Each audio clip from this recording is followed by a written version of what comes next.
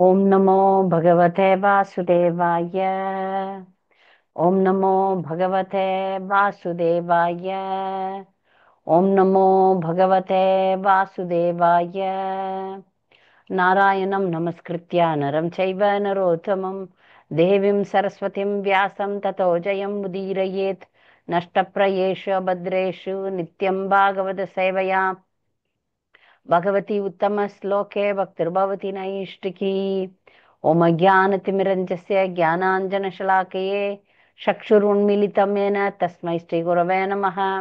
श्रीचैतन्यमनोभीष्टं स्थापितं येन भूतले स्वयं रूपगदामह्यं ददाति स्वपदान्तिकं।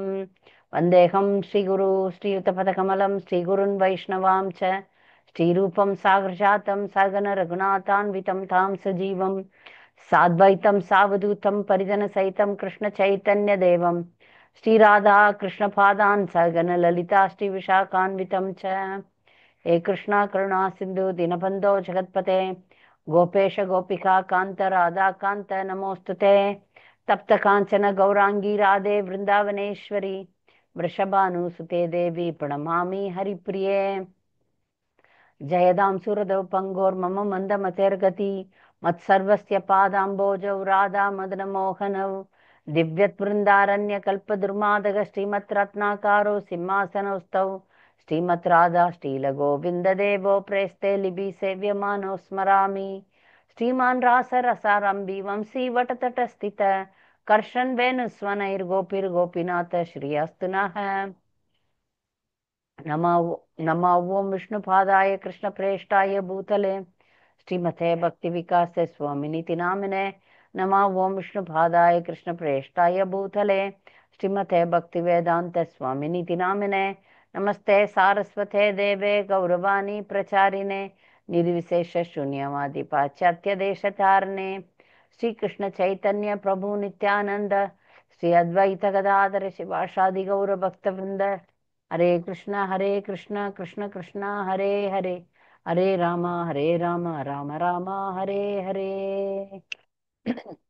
मुखं करोति वाचालं पङ्गं लङ्घयते गिरिं यत्कृपा तमहं वन्दे श्रीगुरुं दीनधारणं। नाम श्रेष्ठं मनुमपि सच्चिपुत्रम् अत्र स्वरूपं रूपं तस्याग्रजमुरुपिरुं माधुरीं गोष्ठवतीं राधाकुण्डं गिरिवरमहो राधिका माधवासं प्राप्तो यस्य प्रतीदिव श्रीगुरुं तं नतोऽस्मि। ஸ்ரீல பிரபுபாத் கி ஜெய். இன்னைக்கு ஏகாதசி, கார்த்திகை மாசத்துல வர ஏகாதசி. பக்தர்கள்லாம் வந்து இன்னிலிருந்து சில பேர் பீஷ்ம பஞ்சகம் கடைபிடிக்கலாம். இனிமே நம்ம வந்து ஞாயிற்றுக்கிழமைகள்ல ஸ்திரீ தர்மத்தை பத்தி பேசலாம் அப்படின்ற ஒரு முடிவு எடுத்து இன்றைக்கு கணவன் மனைவி கிட்ட இருக்கிற பிரச்சனைகள் அதை எப்படி தீர்க்கலாம், பக்தி ரீதியா எப்படி தீர்க்கலாம் அப்படின்றத பத்தி நம்ம இன்னைக்கு பார்க்கலாம். அதுல வந்து பாகவதத்துல வரக்கூடிய பொதுவாக நம்ம வந்து நேர்மறை எதிர்மறை உதாரணங்கள் வந்து பாகவதத்துல இருந்து தான் எடுக்கிறோம். பாகவதத்தை மேற்கோள் காட்டி நம்ம சில விஷயங்களை படிக்கும்போது நமக்கு வந்து சாஸ்திரத்துல இருந்து வழிகாட்டுதல் கிடைக்குது. எல்லா விஷயங்களுக்கும் பிரபுபாதர் வந்து வழிகாட்டி இருக்கார். எப்படி சாப்பிட்றது, எப்படி நடக்கிறது, எப்படி தூங்குறது, எப்படி வாழறது, கிரகஸ்தர்கள் எப்படி வாழணும், அதெல்லாம் அதுக்கான வழிகாட்டுதல் எல்லாம் பிரபுபாதர் பாகவத்தை சொல்லும் போதே கூடவே சொல்றார். இந்த சமுதாயத்துல, பக்தர்கள் சமுதாயத்துல நிறையவே வந்து சண்டை சச்சரவுகள் அதிகமாயிடுச்சு. நிறைய புரிந்து கொள்ளாம இருக்கு. நிறைய அதுக்கப்புறம் பாத்தீங்கன்னா, இப்போ சமீபத்துல ஒரு மாதாஜி என்கிட்ட பேசினாங்க. அவங்க சொல்றாங்க, வெளி உலகத்தை விட நம்முடைய இஸ்கான் இயக்கத்துல வந்து நிறைய விவாகரத்துகள் நடக்கின்றது அப்படின்னு சொன்னாங்க. குறிப்பாக அதுக்கு தான் வந்து இந்த மாதிரி வகுப்புகளை வந்து நான் நடத்த ஆரம்பிச்சிருக்கேன். ஏன்னா குடும்ப ஒற்றுமை என்பது சமுதாயத்திற்கு மிக மிக முக்கியமானது. அதனால குடும்ப ஒற்றுமைக்காக சில விஷயங்களை நம்ம வந்து மக்களிடையே பிரச்சாரம் பண்ண ஆகணும். நீங்கள்லாம் வயது முதிர்ந்த பக்தர்களாக இருந்தீர்கள் என்றால் நீங்க மற்றவர்களுக்கு பிரச்சாரம் செய்வதற்கு இது மிகவும் உதவியா இருக்கும். இளமையான பக்தரா இருந்தா உங்களுக்கே இது உதவியாக இருக்கும். தமிழ்நாட்டுல இருக்கிற நமக்கெல்லாம் வந்து கலாச்சாரம் பண்பாடு எல்லாம் ரொம்ப முக்கியம். இதையும் நம்ம வந்து கூட சேர்த்து பிரச்சாரம் பண்ணி தான் ஆகணும். கிருஷ்ண உணர்வு, கலாச்சாரம் இல்லாத கிருஷ்ண உணர்வு வந்து ஜெயிக்க முடியாது. பகவானை சென்று அடைய முடியாது. நமக்கு வந்து பண்பாடு கலாச்சாரம் ரொம்ப முக்கியம். ஏன்னா பக்தி என்பது இதெல்லாம் மீறினது, இதுக்கெல்லாம் அப்பாற்பட்டதுன்னா கூட அடிப்படையில இருக்கக்கூடிய நாம வந்து நம்முடைய பண்பாட்டை கலாச்சாரத்தை கடைபிடித்து தான் ஆகணும். அதனால பெண்களுக்கான வழிகாட்டுதல் அப்படின்ற ஒரு பட்டியல்ல ஸ்ரீ தர்மத்தை பற்றி பேச ஆரம்பிச்சிருக்கேன். ஏன்னா தமிழ் மக்கள் இத நீங்க கேட்குற பக்தர்கள், நிறைய பக்தர்களுக்கு இத பிரச்சாரம் பண்ணணும், இதை அனுப்பணும். பிரபுபாதர் இந்த விஷயங்கள்ல என்ன சொல்லியிருக்கார், அவருடைய கருத்து என்ன, அவருடைய வழிகாட்டுதல் என்னன்றது தான் முக்கியமா நம்ம வந்து கடைபிடிக்க போறோம். பிரபுபாதர் சொல்றார், விவாகரத்துன்றது நம்முடைய தர்மத்துல இல்லவே இல்லை. நம்ம எந்த சாஸ்திரத்திலும் விவாகரத்துன்னு ஒரு வார்த்தையே கிடையாது. இந்தியால ஆங்கிலேயர்கள் ஆட்சிக்கு பின்னாடி அஹ், இந்தியா இந்தியா பொறுத்த வரைக்கும் அஹ், அடிமைப்பட்டிருந்தப்ப கூட மக்கள் யாருக்கும் விவாகரத்துனா என்னன்னு தெரியாது. திருமணம் ஆயிடுச்சுன்னா அது அவ்வளவுதான். அது நிரந்தரமா அவங்களோட தான் அவங்க வாழ்ந்தாகணும். கணவனாட்டும் சரி, மனைவி ஆகட்டும் சரி. கருத்து வேறுபாடுகள் இருக்கலாம், சண்டை சச்சரவுகள் இருக்கலாம், ஆனா பிரிவுன்றது கிடையாது. அது சாஸ்திரத்துல இல்லை, எழுதப்படலை. அந்த சாஸ்திரத்துல மந்திரங்கள்லாம் ஓதுறாங்கல்ல, அந்த மந்திரங்கள்ல வந்து இணை பிரியாமல் இருக்கிறதுக்கு சத்திய பிரமாணம் பண்ணி தான் கல்யாணமே நடக்குது. ரவுடி. அப்போ வந்து அஹ், நான் எல்லாரையுமே மியூட் பண்ணிடுறேன். கடைசியில நீங்க கேள்விகள் கேட்கும் போது பேசலாம். அப்ப சாஸ்திரங்கள் கண்டிப்பாக விவாகரத்தை பத்தி பேசுறதே கிடையாது, பிரிவை பத்தியும் பேசுறது கிடையாது. ஆனால் இந்தியால ஒரு குறிப்பிட்ட அரசியல்வாதி தன்னுடைய மகளுக்கு விவாகரத்து வாங்கணும்ன்றதுக்காக இந்தியால விவாகரத்து சட்டத்தை கொண்டாந்தார்.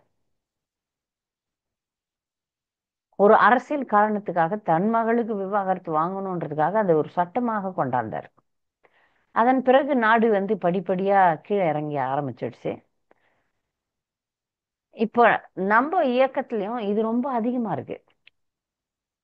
அதனால இது குறித்து கண்டிப்பா நீ பேசித்தான் ஆகணும் அப்படின்னு சொல்லிட்டு குருதேவர் கட்டளை இட்டார். அது பேசினதுக்கு அப்புறம் நிறைய பேருடைய வாழ்க்கையில மிக பிரம்மாண்டமான அதிசயத்தக்க மாற்றங்களை அவங்களே உணர்ந்து எனக்கு சொல்லும் போது எனக்கு ஆச்சரியமா இருந்தது. ஓ, அப்ப பக்தர்களுக்கு இது நாள் வரைக்கும் இது தெரியல, அதனால நம்ம சொல்லி கொடுத்தோம்னா தெரிஞ்சுக்கிறாங்க. நிறைய பேர் வந்து நிறைய மாற்றங்களை உணர்ந்து, மாதாஜி உங்க பேச்சை கேட்டு நாங்க நடக்கிறோம் அப்படின்னு சொல்லி நிறைய புரட்சி ஏற்பட்டு கொண்டிருக்கிறது. அதனால இதை கேட்கக்கூடிய பக்தர்கள் நீங்க நீங்க நல்லாவே கூட இருக்கலாம். மற்ற அஹ், இளம் தம்பதியர்களுக்கு, இளம் மக்களுக்கு, உங்களுடைய குழந்தைகளுக்கு நீங்கள் இதை கண்டிப்பாக சொல்ல வேண்டும். அதே போல நீங்க பிரச்சாரம் செய்யக்கூடிய பக்தர்களுக்கும் இதை பத்தியும் சொல்லணும். கணவன் மனைவிக்குள்ள பிரிவு கிடையாது, விவாகரத்து கிடையவே கிடையாது சாஸ்திரப்படி. அப்படி அவங்க செய்யறாங்கன்னா அப்ப அவங்க சாஸ்திரத்தை மீறுகிறார்கள்னு அர்த்தம். சரியா? இப்ப இன்னைக்கு நம்ம வந்து பெண்களுக்கு எல்லா இடத்துலயுமே நான் வந்து இப்ப ஸ்திரீ தர்மம் பேசுறதுனால பெண்களுக்கான வழிகாட்டுதல் தான் என்னுடைய உபன்யாசங்கள்ல இருக்க போகுது. ஆண்கள் எப்படி இருக்கணும்ன்றதுக்கான அறிவுரைகளை பெரிய மகாராஜர்கள்லாம் தராங்க. இருந்தாலும் ஒரு வகுப்பு அதுக்காக வைக்க சொல்லியிருக்காங்க பக்தர்கள், அதுக்கும் வைக்கலாம். இன்னைக்கும் வகுப்பு வந்து பெண்களுக்கான வழிகாட்டுதல் தான். அதனால நீங்க பெண் குழந்தைகள் வைத்திருந்தால் அந்த பெண் குழந்தைங்களுக்கு இதெல்லாம் கண்டிப்பா சொல்லி தரணும். ஏன்னா எந்த ஒரு பள்ளிக்கூடமோ எந்த ஒரு எந்த ஒரு நிறுவனமோ இதை பத்தி பேசுறதே கிடையாது. இப்ப அந்த காலத்துலலாம் சினிமால எல்லாம் கூட ஸ்ரீதர்மம் பேசப்பட்டது. பழங்காலத்து படம்லாம் பார்த்தீங்கன்னா அந்த பெண் என்பவள் அடக்க ஒடுக்கமா இருப்பா, ஒரே ஒருத்தனை தான் நேசிப்பா, ஒருத்தனோட தான் வாழ்வா, அதெல்லாம் இருந்தது. இப்போ அப்படிலாம் இல்லை. இப்போ அதை பத்தி சினிமா பேசுறது இல்ல. நம்ம பார்த்துருக்கோம் நிறைய நல்ல கதைகள்ல வந்து பெண் வந்து எப்படி இருப்பா, எப்படி கணவனை கவனிப்பா அப்படின்ற விஷயங்கள்லாம் நம்ம பார்த்துட்டு தான் இருக்கிறோம். இருந்தோம் அப்ப. இப்ப இல்லை. அப்ப அதெல்லாம் யாரும் சொல்றதே கிடையாது. ஒரு பொண்ணா நீ வேலைக்கு போகணும், நிறைய பணம் சம்பாதிக்கணும், பணம் சம்பாதிக்கிறது தான் வாழ்க்கையினுடைய குறிக்கோள், உனக்குன்னு ஒரு தர்மம்லாம் கிடையாது, எதை வேணா பண்ணலாம், எப்படி வேணா வாழலாம் அப்படின்ற பிரச்சாரம் உலகம் முழுக்க போயிட்டு இருக்கு. வெளிநாடுகள்ல எப்போ வந்துருச்சு. இப்ப நம்ம மக்கள் கூட இஷ்டம் போல ஆட்டம் போடுறாங்க. பணம் இருந்தா போதும் அப்படின்னு ஒரு மிகப்பெரிய அபராதங்களை செய்றாங்க. பணம் இருந்தா மட்டும் போதும் கிடையாது. மனிதன் அறத்தோட வாழணும். பெண்கள் அவங்களுக்குரிய தர்மத்தையும், ஆண்கள் அவர்களுக்குரிய தர்மத்தையும் கடைபிடிக்கணும். பணம் இருந்துட்டா போதும் அப்படின்னு இப்ப சமுதாயம் அழிவை நோக்கி போய் கொண்டிருக்கிறது. நாம அப்படி இருக்கக்கூடாது. பெண் என்பவள் எப்படி இருக்கணும்? எப்பொழுது அவள் திருமணமாகி கணவன் வீட்டுக்கு வந்துடுறாளோ, அதுக்கப்புறம் அவளுக்கு வந்து சொந்த பந்தம், உறவுகள் எல்லாமே வந்து கணவனை சார்ந்த உறவுகள் தான் முக்கியமா ஆகணும். நிறைய பெண்கள் இதுலயே அடி வாங்குறாங்க, இதுலயே பண்ண மாட்டாங்க. இதுக்கு உதாரணமா ஒரு பயிர் சொல்லுவாங்க, மாற்றுப்பயிர்னு சொல்லுவாங்க. பெண்களுடைய வாழ்க்கை வந்து மாற்றுப்பயிர். என்ன மாற்றுப்பயிர்னா, இப்ப அரிசி, இந்த நெற்பயிர் பார்த்தீங்கன்னா, நெற்பயிர் ஆஹ், விதைப்பாங்க. அது வந்து ஒரு இடத்துல, ஒரு சின்ன வயல்ல ஒரு இடத்துல நிறைய ஒட்டு மொத்தமா நெல் வீசுவாங்க. அப்புறம் குட்டி குட்டியா நாத்து வந்துடும். அந்த நாத்து வந்ததுக்கு அப்புறம் அதை பிடுங்கி வேற இடத்துல வைப்பாங்க. அது வேற ஒரு நிலம் அது. அப்ப அந்த நிலத்துல அந்த பயிர் வேர் ஊன்றி வளரணும். அது போலதான் பெண்களுடைய வாழ்க்கை. ஒரு காலகட்டம் வரைக்கும் பெற்றோர்கள் கிட்ட இருக்க வேண்டிய இருக்கணும் பெண்ணு. அதுக்கப்புறம் அவ புகுந்த வீட்டுக்கு போறா. அங்க வந்து அவளுடைய வளர்ச்சி இருக்கு. அங்க எப்படி இந்த பிறந்த வீட்டை அவ மறந்துதான் ஆகணும். பிறந்த வீட்டை மறந்து புகுந்த வீட்டுல அவள் தன்னை தன்னை கொடுக்க வேண்டும், தன்னுடைய சேவையை கொடுக்க வேண்டும். அப்பதான் அங்க வந்து அவளுக்கு வெற்றி கிடைக்குது. அப்படி அவள் செய்யலைன்னா அவளுடைய வாழ்க்கை வந்து தோல்வியில முடியுது. அவளுக்கு பாதுகாப்பு கிடையாது.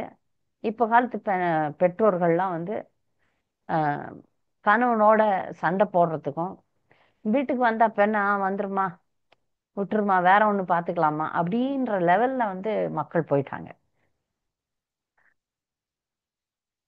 இது பல விஷயங்கள், பல அஹ், அஹ், விஷயங்கள்ல இந்த சமுதாயத்தை ரொம்பவே பாதிக்குது. அதிகமா அது பாதிக்குது. குழந்தைகள்லாம் வந்து சிதறி போறாங்க. குழந்தைகள்லாம் மனநோய்க்கு உள்ளாயிடுறாங்க. கணவன் மனைவி பிரியும் போது, குடும்பம் சிதறும் போது குழந்தைகள்லாம் வந்து மனம் உடைஞ்சு போயிடுறாங்க. ஆகையினால நம்ம வந்து நல்லா புரிஞ்சுக்க வேண்டிய விஷயம் என்னன்னா, பெண்கள் தாங்க கத்துக்கணும், அட்ஜஸ்ட் பண்ணணும், தங்களுடைய கடமைகளை தெளிவா தெரிஞ்சுக்கணும். ஏன்னா பெண்ணுக்கு எப்போதும் பாதுகாப்பு தேவை. ஆணுக்கு பாதுகாப்பு எல்லாம் தேவையில்லை. பெண் என்பவள் பாதுகாப்போட தான் இருந்து ஆகணும், வேற வழி இல்லை. பெண் அப்படியே பாதுகாப்புக்கானவள்னு படைக்கப்பட்டிருக்கிறா. அதனாலதான் இப்ப பாத்தீங்கன்னா போலீஸ் வேலை எல்லாம் பெண்கள் போகும்போது எனக்கு சிரிப்பா வரும். ஒரு போலீஸ்காரம்மாவுக்கு ஒரு நாலு போலீஸ் காவலுக்கு போனோம். அந்த அம்மாவுக்கும் பாதுகாப்பு தேவையில்ல. அதனால பெண் அப்படின்னால பாதுகாக்கப்பட வேண்டியவள், ஒரு பொக்கிஷம். அதை எப்போ பெண் புரிந்து கொண்டு தன்னுடைய கணவனுடைய ஆஹ், வீட்டுக்கு ஏத்த மாதிரியும், கணவனுடைய விருப்பு வெறுப்புகளுக்கு ஏத்த மாதிரியும் வாழணும். ஆனா அது இல்லாதப்போ சண்டை சச் ச- சண்டை சச்சரவுகள் வருது. அதனால காரணமாக குடும்பம் பிரியுது. குடும்பம் பிரிஞ்சா என்ன ஆகும்? குடும்பத்துல பிரச்சனை வந்தா வர்ண சங்கரர்கள் அப்படின்னு தவறான குழந்தைகள் வந்து சமுதாயத்துல பெருகுறாங்க. இத பத்தி அர்ஜுன் பகவத்கீதையில சொல்றார் கிருஷ்ணருக்கு. தவறான சந்ததியினர் வந்தாங்கன்னா அது வந்து சமுதாயத்துக்கு ரொம்ப கேடு. சமுதாயத்துல நிறைய கெட்டவங்க வந்துட்டாங்கன்னா ஒட்டுமொத்த சமுதாயமே வந்து பிரச்சனையில இறங்கும்.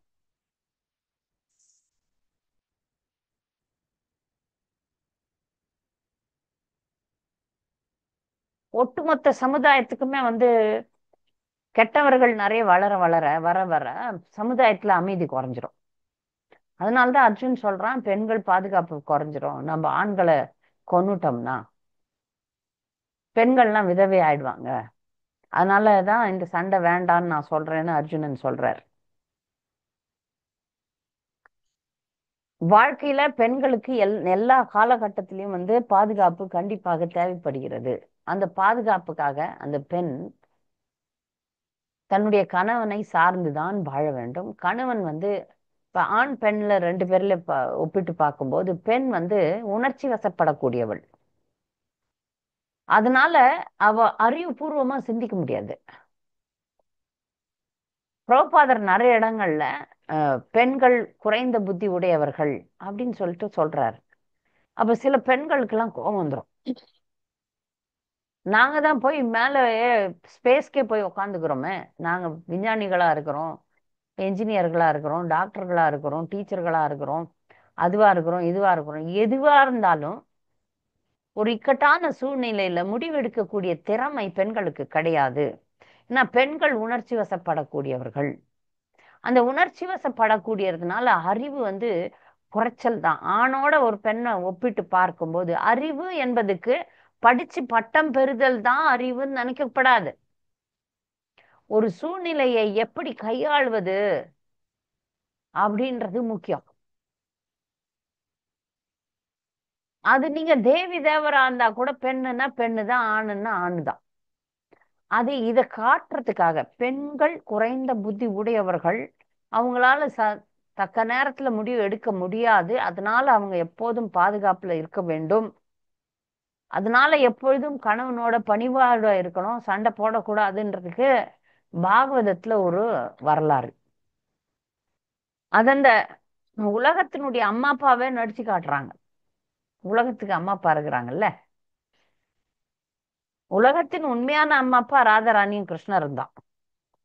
ஆனா இந்த பௌதிக உலகத்துக்கு ஒரு ரெண்டு பேர் அம்மா அப்பாவா இருக்கிறாங்க. அவங்கதான் சிவனும் பார்வதியும். சிவன் என்பவருக்கு பிறவிகள்லாம் கிடையாது. சிவபெருமானுக்கு பிறவி கிடையாது. அவர் சற்றேறக்குறைய கடவுளை ஒத்தவர் தான். கடவுளுக்கும் அவருக்கும் 4 பாயிண்ட் வித்தியாசம் இருக்கு. அவர் கடவுள் கிடையாது. கடவுள்ன்றது விஷ்ணு தத்துவம்.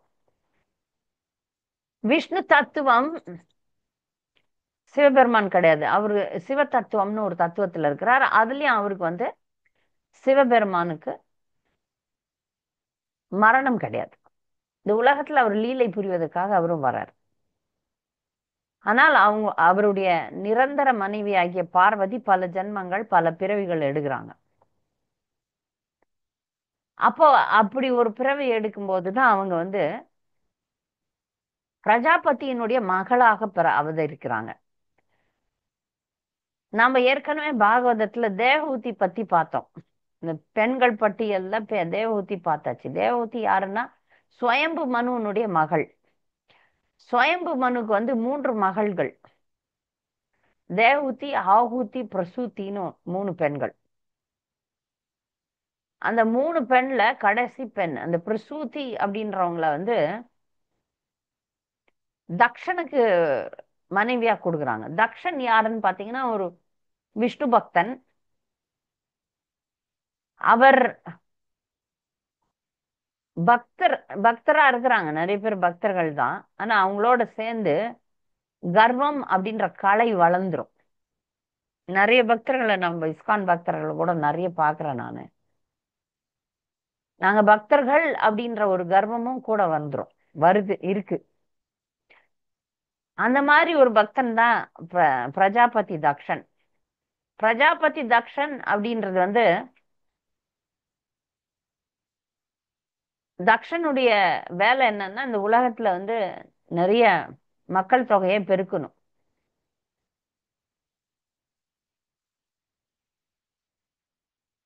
மக்கள் தொகையை பெருக்கணும்ன்றது தான் பிரஜாபதிகளுடைய வேலையே. அதனால திருமணம் செய்து கொண்டு பல்வேறு விதமான ஜனத்தொகையை பெருக்குவர் தக்ஷன். ஆனா தக்ஷனுக்கு எப்போதும் கர்வம் உண்டு, நான் பக்தன் அப்படின்னு சொல்லிட்டு. அந்த கர்வத்தில் பிற பக்தர்களை மதிக்கிற குணம் இல்லாம போயிடுச்சு. மூன்று வகையான பக்தர்கள் இருக்கிறாங்க. ஒரே நிமிஷம்.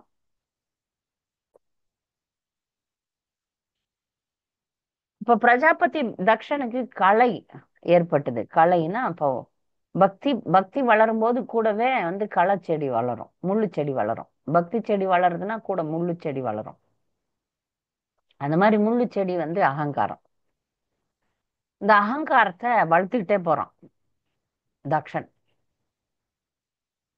பக்தி அப்படின்ற ஒரு செடியை நம்ம வளர்க்கும் போது தண்ணி கொடுக்குறோம், சூரிய வெளிச்சம் கொடுக்குறோம், உரம் கொடுக்குறோம். இதெல்லாம் எப்படின்னா சிரவணம், கீர்த்தனம், விஷ்ணு ஸ்மரணம், பாத சேவனம், வந்தனம், அர்ச்சனம், தாஸ்யம், சக்கியம், ஆத்ம நிவேதனம்ன்ற 9 விதமான பக்தி தொண்டு செய்கிறோம்.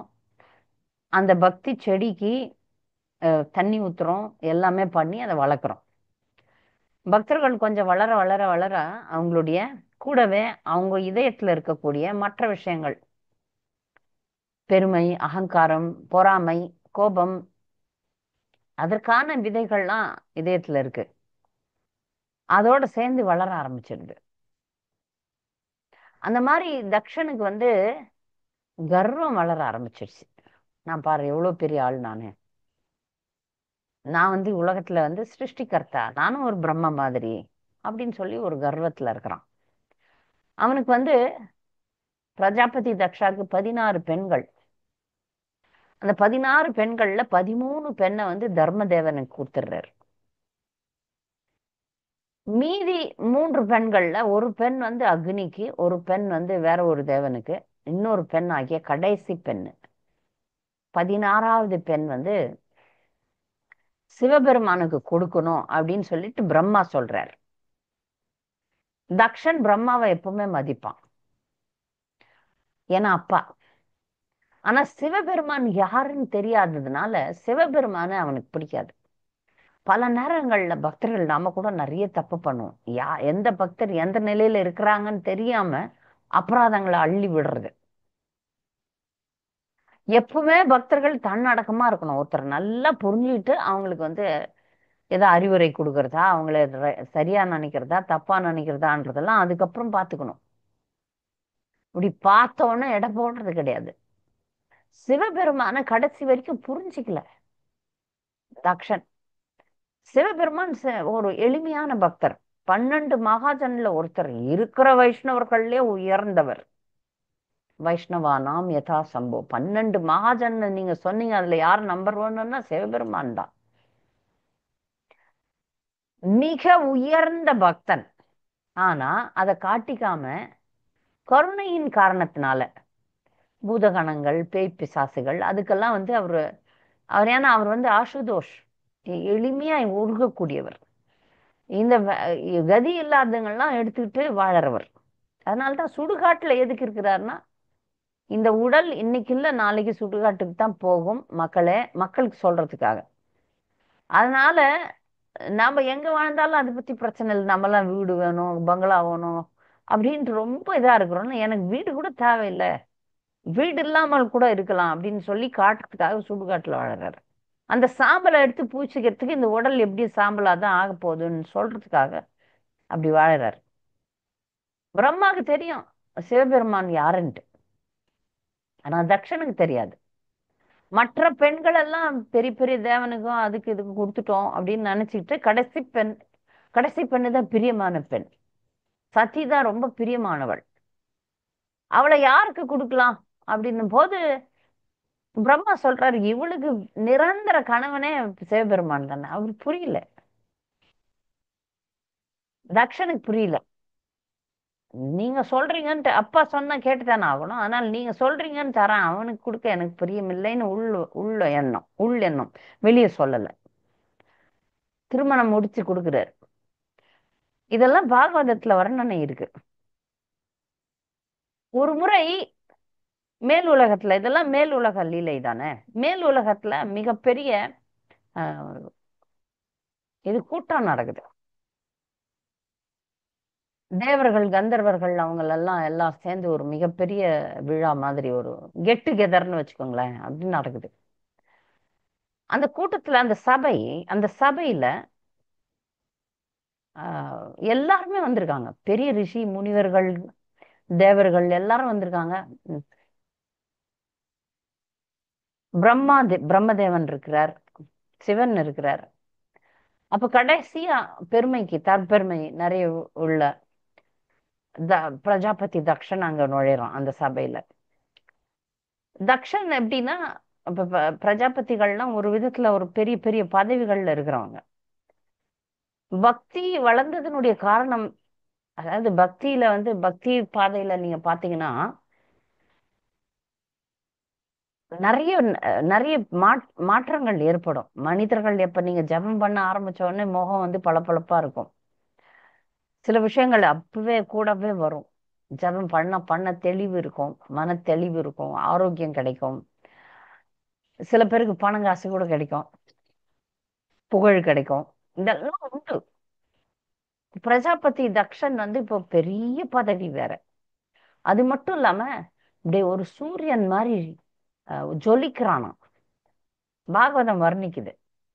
அதுல அப்படி இப்படி அந்த சபையில வரும்போது அப்படியே ஜொலிக்கிறான் தக்ஷன்.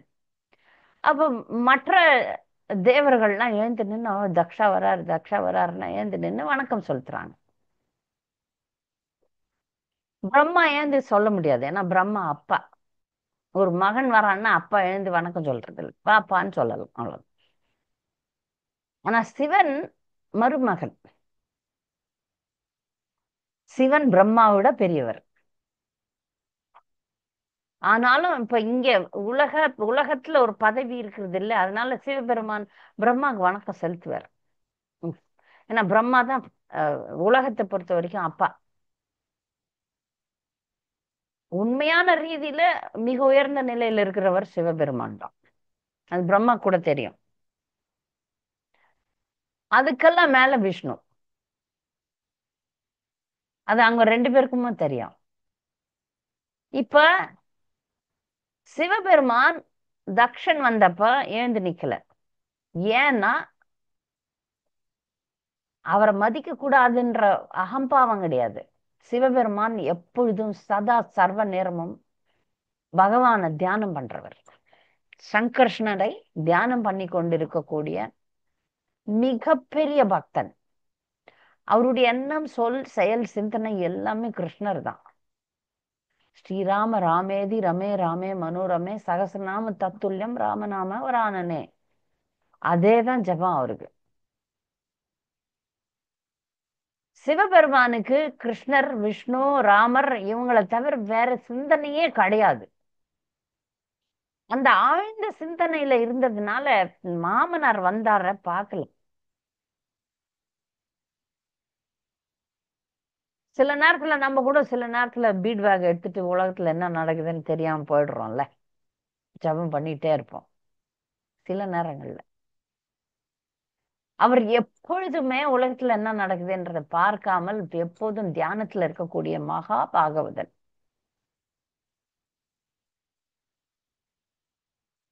ஆனா இப்ப இத பார்த்துட்டான். இவனுக்கு எவ்வளவு அகம்பாவம் இருந்தா, நான் மாமனார், எனக்கு மரியாதை செலுத்தாம என்ன பண்றான் இந்த சிவபெருமான் அப்படின்னு சொல்லிட்டு தக்ஷனுக்கு பயங்கர கோபம். ஒரு மிகப்பெரிய சபையில அவமானப்படுத்துறான் சிவபெருமான. எவ்வளவு தைரியம்! நாம ஜெபம் பண்றோமே, அந்த ஜெபத்துல 10 அபராதங்கள் உண்டு. அதுல முதல் அபராதம் வைஷ்ணவ அபராதம். வைஷ்ணவ நிந்தா. நிந்தான நிந்திக்க கூடாது, பிற வைஷ்ணவர்களை நிந்திக்க கூடாது. அது எப்படி யாரா இருந்தாலும் எந்த மனிதரையுமே தேவையில்லாம நிந்திக்க கூடாது.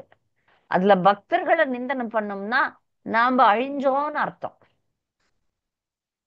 ஏதாவது உயர்ந்த பக்தர்களை நிந்தித்தோம் என்றால், தவறாக நினைச்சோம் என்றால், தவறாக பேசினோம் என்றால், அவர்களுக்கு தீங்கு விளைவித்தோம் என்றால் நாம பக்தி போச்சுன்னு அர்த்தம்.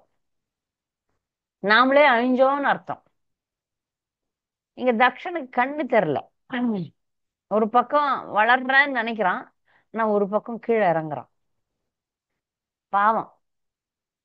அபராதிகளுக்கு வந்து பாவிகளுக்கு மன்னிப்பு உண்டு, அபராதிகளுக்கு வந்து ரொம்ப அபராதம் பண்ணக்கூடாது அப்படின்ற ஒரு கட்டளை நமக்கு சாஸ்திரங்கள்ல இருக்கு. பக்தர்கள் ஆனதுக்கு அப்புறம் அபராதங்களை தவிர்க்க வேண்டும். அதுவும் நாம அபராதத்தை கண்டிப்பாக தவிர்க்க வேண்டும். நாம அபராதங்கள் 10 இருக்கு, சேவா அபராதம் 30 இருக்கு. அதுக்குதான் திரும்ப திரும்ப பக்தர்களுக்கு சொல்றது, விக்கிரகங்களை நாம் வழிபட தகுதி இல்லை. அது கோயில்ல சிறப்பு வாய்ந்த பிராமணர்கள் வழிபடட்டும், நம்ம நாமத்தை வச்சு கிருஷ்ணர்கிட்ட போலான்னு திரும்ப திரும்ப சொல்றதுக்கு காரணம் அதான். ஏன்னா சேவா அபராதம்னு ஒண்ணு இருக்கு. நீங்க டெய்டிஸ வச்சுட்டு அவங்கள சரியா கவனிக்கலன்னா அதனால நீங்க கீழே இறங்கிடுவீங்க, மேல ஏற மாட்டீங்க. இப்ப காலத்துல எல்லாம் பரீட்சை எப்படி தெரியுமா வைக்கிறாங்க? நான் இப்ப காலகட்டத்துல எல்லாம் பரீட்சை, ஒரு கேள்வி இருக்கும், அந்த கேள்விக்கு 4 பதில் இருக்கும். நீங்க எதா எனக்கு லக்குல எதனா ஒண்ணு வந்துரும் அப்படின்னு சொல்லிட்டு எதா ஒன்று டிக் பண்ணி தப்பான பதில் நீங்க சொன்னீங்கன்னா உங்களுக்கு மைனஸ் மார்க்கு அப்படின்னு ஒரு ஸ்கீம் இருக்கு. நீங்க பதில சரி அந்த 4ல ஒண்ணு நீங்க தொட்டு பதில் உங்க லக்கு நல்ல சரியான பதில்னா ஓகே. ஆனா நீங்களே தப்பானதை தொட்டுட்டீங்கன்னா உங்களுக்கு கண்டிப்பா அதுக்கு பதில் தெரிஞ்சாலோடி அதை தொடக்கூடாதுன்னு சொல்றாங்க. நீங்க தப்பான பதில் சொன்னீங்கன்னா மைனஸ்ல போகும் மார்க். அந்த மாதிரிதான் இங்க. நீங்க வைஷ்ணவ அபராதம்லாம், இந்த சேவா அபராதம், வைஷ்ணவ அபராதம் இல்ல சேவா அபராதம் பண்ணும்போது நாம நினைச்சுக்கிறோம், நான் கிருஷ்ணரை கும்பிடுறேன், கிருஷ்ணர் விக்கிரகத்தை வச்சுக்கிறேன், நான் பெரிய மகாபாகவதன், எங்க வீட்டுல கௌரணிதா இருக்கிறாரு, எங்க வீட்டுல ராதாகிருஷ்ணர் இருக்கிறாரு, எங்க வீட்டுல இவரு இருக்கிறாரு அவரு இருக்கிறாரு. மக்கள் வந்து பாத்தீங்கன்னா அறியாமையினுடைய காரணத்தினால பெரிய பெரிய விக்கிரகங்கள்லாம் வச்சு ஆராதிக்கிறாங்க. இது வந்து இந்த பரீட்சையில சொன்ன பாருங்க மைனஸ் மார்க்னு, அந்த மாதிரி ஆக்கிடும். நம்ம பக்தி செய்யறோம்னு நினைச்சு கீழே இறங்கிடுவோம். ஏன்னா கூடவே ஒரு அகங்காரமும் இருக்குல்ல இறக்கி விடுறதுக்கு. அதனாலதான் திரும்ப திரும்ப சொல்றோம், வைஷ்ணவ அபராதம் தாம அபராதமும் கூடாது, சேவா அபராதமும் கூடாது. அதுக்கு எது சேஃப் சைடு எப்படியோ அப்படி போகணும் பக்தர்கள். 16 மாலைகளை அபராதம் இல்லாம ஜபிக்கணும். முடிஞ்ச வரைக்கும் விக்கிரகம், பெரிய பெரிய விக்கிரகத்தை வீட்டுல வைக்காம நாமத்திலே போட்டோ வச்சு கும்பிட்டுக்கலாம், நாமத்திலே பகவானை அடையறதுக்கு முயற்சி பண்ணணும். ஏன்னா நம்ம நிறைய தினம் தினம் அபராதம் பண்ணிக்கிட்டே இருக்கிறோமே, அதுக்காக. இப்போ தக்ஷன் அதெல்லாம் பத்தி யோசிக்காம தன்னுடைய நிலையம் கொண்ட கர்வத்துல பேசுறான், சிவபெருமானை நிந்திக்கிறான் சபையில. தனியா நிந்திச்சா கூட பரவாயில்ல, சபையில நிந்திக்கிறான். நிந்திக்கும் போது சிவபெருமான், இது வந்து பெரிய வைஷ்ணவனுடைய குணத்தை நம்ம இங்க பார்க்கலாம். பெரிய வைஷ்ணவர்கள்லாம் வீண் வம்பு தும்புக்கெல்லாம் போகவே மாட்டாங்க. யாராவது அவங்கள ஏசனா கூட பேசாம தான் இருப்பாங்க. பேசாம தான் இருக்கிறார் சிவபெருமான். அப்போதும் கிருஷ்ணர் சிந்தனையில தான் இருக்கிறார், ஒண்ணுமே சொல்லல. உனக்கு போய் என் பொண்ணை கொடுத்தன, உனக்கு மரியாதைன்னு என்னன்னு தெரியல உனக்கு? ஒரு சபையில நான் இவ்வளவு பெரிய மனுஷன் வந்திருக்கேன், எனக்கு ஏந்து நின்னு ஒரு மரியாதை கூட சொல்ல தெரியல உனக்கு? இந்த எங்க அப்பா இருக்கிறாரு பாரு, அவரால நான் வந்த வினை இது. பிரம்மா சொன்னாருன்னு தான் எனக்கு என் பொண்ணு கொடி மாதிரி வளர்த்தேன், கிளி மாதிரி வளர்த்தேன், உங்ககிட்ட கொடுத்துருக்கேன். இப்படிலாம் பேசுறான் கண்டமேனிக்கு. சிவபெருமான் பொறுமையானவர், கோபமற்றவர். கோபம் வந்து பக்தர்களுக்கு வரக்கூடாது. யாராவது நம்மை நிந்தித்தால் கூட அங்க கோபத்தை காட்டக்கூடாது. இது எனக்கு இல்லை அப்படின்னா அந்த கோபம் வந்து உள்ள வராது. அந்த வார்த்தைகள்லாம், தக்ஷன் சொன்ன வார்த்தைகள் எதுவுமே சிவபெருமானுக்கு பொருந்தாத வார்த்தைகள், அதனால அவர் ஏத்துக்கல. நம்ம ஏத்துக்கலன்னா திருப்பி இந்த ஏவலை விட்டோம்னு வச்சுங்களேன், பக்தர்கள் மேல ஏவல் விட்டா அவங்க பக்தர்கள், அதனால அந்த ஏவல் பக்தனை ஒண்ணும் பண்ணாம திரும்பி வந்து அடிக்கும். ஆனால் நாம கூட இந்த கலையை வித்தையை கற்றுக்கொள்ளலாம். யாராவது நம்மளை வந்து நிந்தித்தாங்க என்றால் இது எனதல்ல அப்படின்னா போச்சு, அது நமக்கு வராது. கோபமும் பட தேவையில்லை. இவங்க சொல்றதெல்லாம் என்னுடைய குணம் இல்லை, அவ்வளவுதான், போக வேண்டியதுதான்.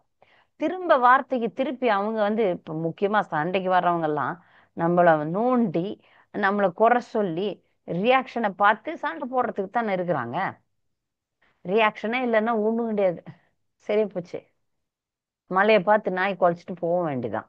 சிவபெருமான் ஒன்றும் சொல்லலை. இந்த சபையில வந்து குழா சண்டை மாதிரி பண்ண முடியாது இல்லையா? அதனால அவர் பேசாம இருக்கிறார். ஆனா அவருடைய சகாக்கள் பேசாம இருக்க முடியாது. அவரை பின்தொடர்ந்து நந்தி தேவன் இருக்கிறாரு, இப்ப சுத்தி முத்தி இருக்கிற எல்லா பூதகணங்கள் பேய்கணங்கள் அதெல்லாம் சும்மா இருக்குமா? எங்க தலைவனை பேசிட்டியா நீ அப்படின்னு சொல்லிட்டு திரும்ப அவங்க பேச ஆரம்பிச்சுட்டாங்க. தக்ஷனை நிந்திக்க ஆரம்பிக்கிறாங்க. தக்ஷனை நிந்திக்க ஆரம்பிச்ச உடனே தக்ஷனுடைய கூட்டம் ஒண்ணு இருக்கு, அவங்க பேச ஆரம்பிக்கிறாங்க. இதெல்லாம் வர்ணனை இருக்கு பாகவதம்ல. ரெண்டு கட்சியும் ஒருத்தருக்கு ஒருத்தர் சர்ற மாதிரி வார்த்தைகள்ல சண்டை போடுறாங்க. கை சண்டை வரல, கை கலப்பு வரல.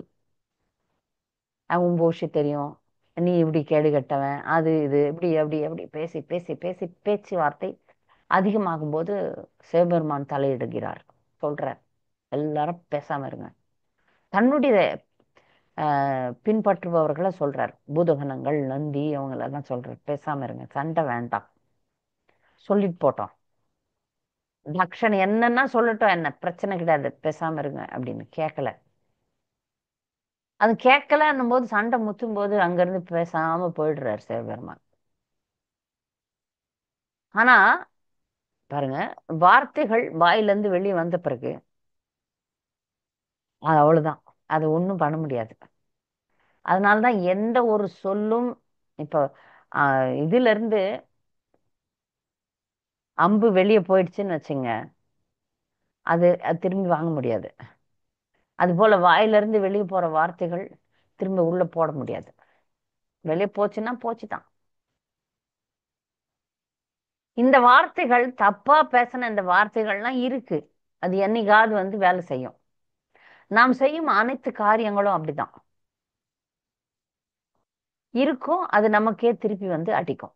இதான் கர்ம வினை. பிரஜாபதி தக்ஷன் செஞ்சதெல்லாம் போகாது, அவனை தான் அடிக்க போகுது. இப்ப சிவபெருமான் போயிட்டார், இனிமேல் இந்த மாதிரி ஒரு கசமச நடக்காத மாதிரி நம்ம பார்த்துக்கலாம்னு சொல்லிட்டு தக்ஷனை ஒதுக்க ஆரம்பிச்சிட்டார் சிவபெருமான். இந்த சபையில சதி வரல. சதி வந்து வயதுக்கே வராத இளம் பெண், அதனால அவளுக்கு இந்த பிறவியில குழந்தைகள் கூட கிடையாது.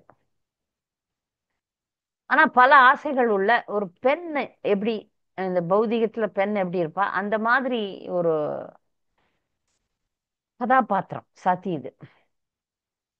இந்த மாதிரி பெண் பெண் சில தவறுகள் செய்யறா, அந்த தவறுகளை தான் செஞ்சு இந்த உலகத்துக்கு ஒரு பாடத்தையும் கத்து கொடுக்குறா சதி. இந்த உலகத்துக்கு ஒரு பாடம். உலகத்துல இருக்கிற பெண்கள்னா இப்படி இருக்க கூடாது, நீங்க இருந்தீங்கன்னா உங்களுக்கு ஆபத்துன்னு சொல்றோம். அதுக்கப்புறம் தக்ஷன் வந்து சிவபெருமானை வெறுப்பேத்தணும், அவமானப்படுத்தணும் அப்படின்னு சொல்லிட்டு இன்னொரு திட்டம் போடுறான். மிகப்பெரிய யஜ்யம் ஒண்ணு வைக்கிறான். தக்ஷ யஜ்யம்னு பேரு அந்த பாடத்துக்கு. தக்ஷ யஜ்யம் நடக்குது. அதுல இது வந்து எப்படின்னா பிரபஞ்ச திருவிழா. சாதாரணமா ஒரு பெரிய ஆளுங்களது அம்பானி அவன்து வந்து கல்யாணமே எப்படி கொட்டுறானுங்க, எப்படி ஆட்டம் போடுறானுங்க. இது வந்து இந்த பிரபஞ்சத்துல நடக்கக்கூடிய பெரிய விழா. அதுல எவ்வளவு கோடான கோடி பணம், செல்வம். இது வந்து படோபகாரமாக நடத்தப்படுகின்ற ஒரு விழா. அந்த விழால எல்லாருமே போறாங்க. மேல் உலகம் கீழ் உலகம் எந்த உலகம் அந்த உலகம் 17 லோகத்துல இருந்து எல்லாருமே போறாங்க, கிளம்பி போறாங்க. இப்ப நம்ம அம்மா பாக்குறாங்க சதி உட்கார்ந்து இருக்கிறாங்க. ஏன்னா சிவபெருமானுக்கு வீடு கூட கிடையாது, மரத்தடியில் தான் வாழறாங்க. சதிக்கு அதுல எல்லாம் பிரச்சனை கிடையாது. தன்னுடைய கணவனை பற்றி தெரியும், கணவன் எப்படி வசதியின்மை இல்லைனாலும் பரவாயில்ல, இவர் மகாத்மான்லாம் தெரியும். அதனால அவன் பொறுமையா வாழறான். அவங்க அப்பா வீட்டுல எப்படி இருந்தா அதெல்லாம் தெரியும். இங்க வந்து எப்படி சிம்பிளா எளிமையா வாழறான்றது. ஆனா அதை பத்திலாம் கவலைப்படல சதி. ஒரு நாள் பாக்குறா, வான்வெளியில தேவர்கள்லாம் அழகழகாக ஆடை அணிந்து கொண்டு குடும்பம் குடும்பமா விமானத்துல போறாங்க. விமானம்னா நம்ம ஊர் நம்ம விமானம், பூலோகத்துல இருக்கிற விமானம் எல்லாம் உள்ள யார் இருக்கிறாங்கன்னு தெரியாது. ஆனா அங்க வந்து விமானங்கள் வந்து ரொம்ப அழகா இருக்கும், மிக பெருசா இருக்கும். அதுல வந்து தேவர்களும் தேவர்களுடைய மனைவிகளும் குழந்தைகளும் அப்படியே அப்படியே அழகா போறாங்க. சத்திக்கு வந்து பாக்குறாங்க, ஆசை வருது. எங்க போறீங்க எல்லாரும் அப்படின்னு கேக்குறாங்க. அப்ப எல்லாரும் சொல்றாங்க, உங்களுக்கு தெரியாதா, உங்க அப்பா தான் பெரிய யஜ்யம் நடத்துறார், அதற்கு போறோம். தெரியாம சில பேர் என்ன சொல்றாங்க, உங்களை கூப்பிடலையா? சில பக்தர்கள் அப்படி சொல்லுவாங்க, உங்களை கூப்பிடல. அங்க ஒரு விழா வேணும்னு வெறுப்பேத்துறதுக்கு. கூப்பிடலன்னா நல்லது, விழாக்கு கூப்பிடலன்னா நல்லது, ஒரு 2 ரவுண்டு ஜாஸ்தியா நம்ம ஜெபம் பண்ணிக்கலாம். யாருன்னா சொந்தக்காரங்க எல்லாம் இப்போ திருமணத்துக்கு கூப்பிடலன்னா அப்பா நல்லதுன்னு நினைச்சுப்பேன். அவங்க நேரம் முக்கியம்ல. அழகா ஜெபம் பண்ணலாம், படிக்கலாம், பாகவதம் படிக்கலாம், கோயிலுக்கு போகலாம், இதெல்லாம் பண்ணலாம். ஐயோ அவங்க கூப்பிடல இவங்க கூப்பிடலன்னு உட்காந்து ஒப்பாரி வைக்க வேண்டிய தேவையே கிடையாது பக்தர்களுக்கு. கூப்பிடலன்னா ரொம்ப நல்லது, வாழ்க வளமுடன் வாழ்த்திட்டு நம்ம ஜெபம் பண்ணிக்கலாம். இங்க சத்தி அப்படி கிடையாது. ஒரு பெண் எப்படி இருக்கக்கூடாதோ, ஏன்னா பெண்ணுன்னா ஸ்திரீன்னு அர்த்தம் சமஸ்கிருதத்துல. ஸ்திரீ அப்படின்னா அவ வந்து விரிவடையக்கூடியவள்னு அர்த்தம். ஒரு ஸ்திரீ இப்ப ஆண்னா பாருங்களேன், 2 துணி எடுத்துன்னு போயிடலாம். பெண் அப்படி கிடையாது, 2 சூட்கேஸ் நிறைஞ்சிரும். அவ்வளோ துணிமணி, அந்த மேக்கப்பு, அது இது எல்லாம். அது இல்லாம குழந்தை, ஒரு பெண் திருமணம் ஆனதுக்கு அப்புறம் குழந்தைகள் வரும். அப்புறம் வீட்டுல வந்து சமைக்கிறேன், பொருள்களை கையாளுறேன் அப்படின்னு சொல்லிட்டு பல விதமான பொருட்கள்லாம் சேர்த்து சேர்த்து, அதனால்தான் அஹ், ஸ்திரீ அப்படின்னா விஸ்தரிப்பவள் அப்படின்னு அர்த்தம். அதனால பெண்களுக்கு வந்து சாஸ்திரத்துல வந்து சந்நியாசம் கிடையாது, விதிவிலக்கான பெண்களை தவிர. மற்றபடி பெண்கள்லாம் நீங்க வாழ்ந்து படிப்படியா முன்னேறி அதுக்கப்புறம் வாங்க பக்திக்கு அப்படின்னு சொல்லப்படுறாங்க. பெண்கள் நினைச்சா ஆன்மீகத்துல முன்னேறலாம். ஆனா பெண்களுடைய இயல்பே பௌதிக ஆசைகள் நிறைய. யாராவது நகை நெட்டு புடவை துணி மணி பட்டு துணி அது இது பூ அலங்காரம் எல்லாம் பண்ணிட்டு போனாங்கன்னா அவங்கள பார்த்து பெண்களும் ஆசைப்படுறது இயல்பு. இதெல்லாம் பெண்ணோட பிறவியிலேயே வருது. மேக்கப்லாம் நிறைய பண்ணிக்கணும், இப்படி இருக்கணும் அப்படி இருக்கணும்ன்றதெல்லாம் பெண்களுக்கோட வர்ற குணங்கள். இப்ப ஆண்களுக்கும் இருக்கு, இல்லைன்னு சொல்ல. யாராவது இந்த மாதிரி திருவிழாக்கு போகும்போது பெண்களுக்கு வந்து ஆசை வரும், நாமளும் போலாமே அப்படின்னு சொல்லிட்டு. சதி அவங்களெல்லாம் பார்த்துட்டு அப்பா வீட்டுக்கு போகணும் அப்படின்னு ஒரு ஆசை வருது. பெண்களுக்கு சில சட்டங்கள் இருக்கு. திருமணமான பிறகு போய் எப்போதும் பிறந்த வீட்டுல போய் உட்காந்துடக்கூடாது. கணவன் எப்போது அழைத்து கொண்டு போகிறாரோ அப்ப போயிட்டு நல்லா இருக்கீங்களா அப்படின்னு சொல்லிட்டு வந்துடணும், அவ்வளவுதான். அங்கேயே போய் வருஷக்கணக்கா மாசக்கணக்கா வருஷக்கணக்கா உட்கார்றது கிடையாது. ஏன்னா அவளுக்கு கடமைகள் உண்டு, இப்ப அவளுடைய குடும்பம் வந்தாச்சு. அதனால தன்னுடைய குடும்பத்துக்கு கடமை செய்யணும். அதை விட்டுட்டு போய் அம்மா வீட்டுல உட்காரக்கூடாது. அப்படி உட்கார்ந்தா அம்மா வீட்டுக்கு நல்லது இல்லையா. அதனால பெற்றோர்கள் கூட வந்தியாம்மா கிளம்புமா அப்படின்னு சொல்லி அனுப்பிச்சிருவாங்க அந்த காலத்துல, சாஸ்திரம் தெரிந்தவர்கள். சாஸ்திரம் தெரியாதவங்க எல்லாம் வாம்மா உக்காருமா, உன் புருஷனை உதைமா, உன் மாமியாரை திட்டுமா, நாங்க அப்பயே சொன்னோமே உன் மாமியார் பெரிய ஆளு, உன் மாமியார் பொல்லாதுன்னு நாங்க தான் சொல்றோமே அப்படின்னு சொல்றோம். மாமியார் கொஞ்சம் அப்படிதாம்மா இருக்கும், நீதாம்மா அட்ஜஸ்ட் பண்ணிக்கணும், அப்படி இப்படி இருப்பாங்கம்மா, நீதாம்மா பொறுத்து போகணும்மா, அட்ஜஸ்ட் பண்ணுமா அப்படின்னு சொல்லி தரதை விட்டுட்டு வந்துரு. நம்ம கோர்ட்ல கேஸ் போடலாம், உதைக்கலாம், அவனை ஆளை வச்சு அடிக்கலாம், அப்படிலாம் சொல்லி தராங்க இப்ப. நீ இப்படி பேசணும் அப்படி பேசணும்னு தவறான பாடங்களை கற்றுத்தர்றாங்க. அப்படி இல்ல, ஒரு பெண் பு- பிறந்த வீட்டுக்கு அடிக்கடி போறது அந்த பிறந்த வீட்டுக்கு பாதகம். அதனால தேவையான அளவு மட்டும்தான் போகணும். சத்திக்கு இப்ப தேவையான அளவுக்கு தான், அடிக்கடி போல. சத்தி கேக்குறாங்க, நான் அம்மா வீட்டுக்கு நிறைய போகலையே. இப்ப எனக்கு என்ன ஆசைன்னா, எல்லாரும் யஜ்யத்துக்கு போறாங்க, நானும் போகணும். சிவபெருமான் சொல்றாரு, நமக்கு அழைப்பு வரல, அதனால நம்ம போக தேவையில்லை. சத்தி சொல்றா, இது சொந்தக்காரங்களுக்கு எல்லாம் அழைப்பு வரணும்னு அவசியம் கிடையாது. பக்த சபையில அப்படி உண்டு. பக்தர்கள் எங்கன்னா கீர்த்தனம் இருக்குன்னா நம்ம அழைச்சுதான் போகணும்ட்டு இல்லை, அப்படியே போயிடுறோம், அப்படியே போறோம். அந்த மாதிரி அழைச்சாதான் கீர்த்தனத்துக்கு போகணும்ட்டு இல்லை, போலாமே அப்படின்ற ஒரு எண்ணம். ஆமா, நீ என்னுடைய அப்பா தானே. அது வரைக்கும் புரியல சத்திக்கு. அவளுடைய தந்தை சிவபெருமானை அவமானப்படுத்தினார், படுத்துகிறார், மதிக்கல, அதெல்லாம் தெரியாது. குழந்தை தானே, இன்னும் வயசுக்கு வரல சத்தி. சிவபெருமான் சொல்றார், நான் சொல்றதை கேளுமா, நம்ம அங்க போனோம்னா மரியாதை கெட்டுடும். ம மதியாதார் தலைவாசல் மிதிக்க வேண்டாம். நமக்கு யாராவது கிரகஸ்தர்களுக்கெல்லாம் இந்த உண்டு, யாராவது நம்மளை மதிக்கலைன்னா அங்க போகக்கூடாது, போகப்படாது. தக்ஷன் என்னை மதிக்கல, அதனால நான் அங்க வர்றது தப்பு, நான் வரல. இல்ல, நாம போய் அவனுக்கு ஒரு பாடம் கத்து கொடுத்துட்டு வரலாம். பாடம்லாம் சொல்லி கொடுக்குறவங்க, கேட்கறவங்களுக்கு தான் பாடம் நடத்தணும். கேட்காதவங்களுக்கு எப்படி பாடம் நடத்துறது?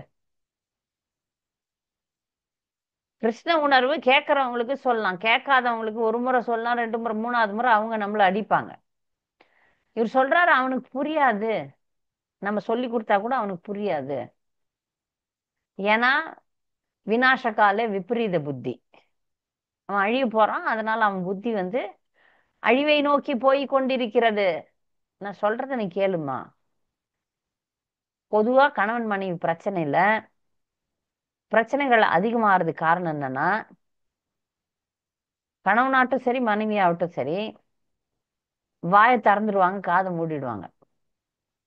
காதை திறந்து வாயை மூடணும்னு வச்சுக்கோங்களேன், அவங்க சொல்றத நம்ம கேட்போம். அவங்க சொல்றத கேட்கும்போது அதுல இருக்கிற நல்லது கெட்டது புரியும். அது இல்ல, காதை மூடிக்கிறது, வாயை திறக்கிறது. அப்போ அவங்க பக்கம், அவங்க பட்சத்தினுடைய கருத்துக்களே நமக்கு தெரியாது.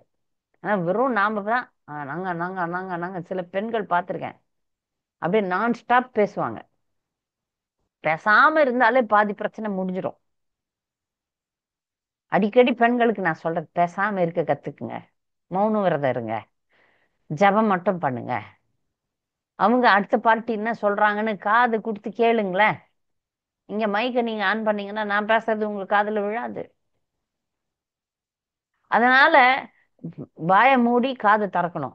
நம்ம காதை திறந்துட்டு, வாயை திறந்துட்டு காதை மூடிடுறோம், அதனால கேட்காது, சண்டை அதிகமாகும்.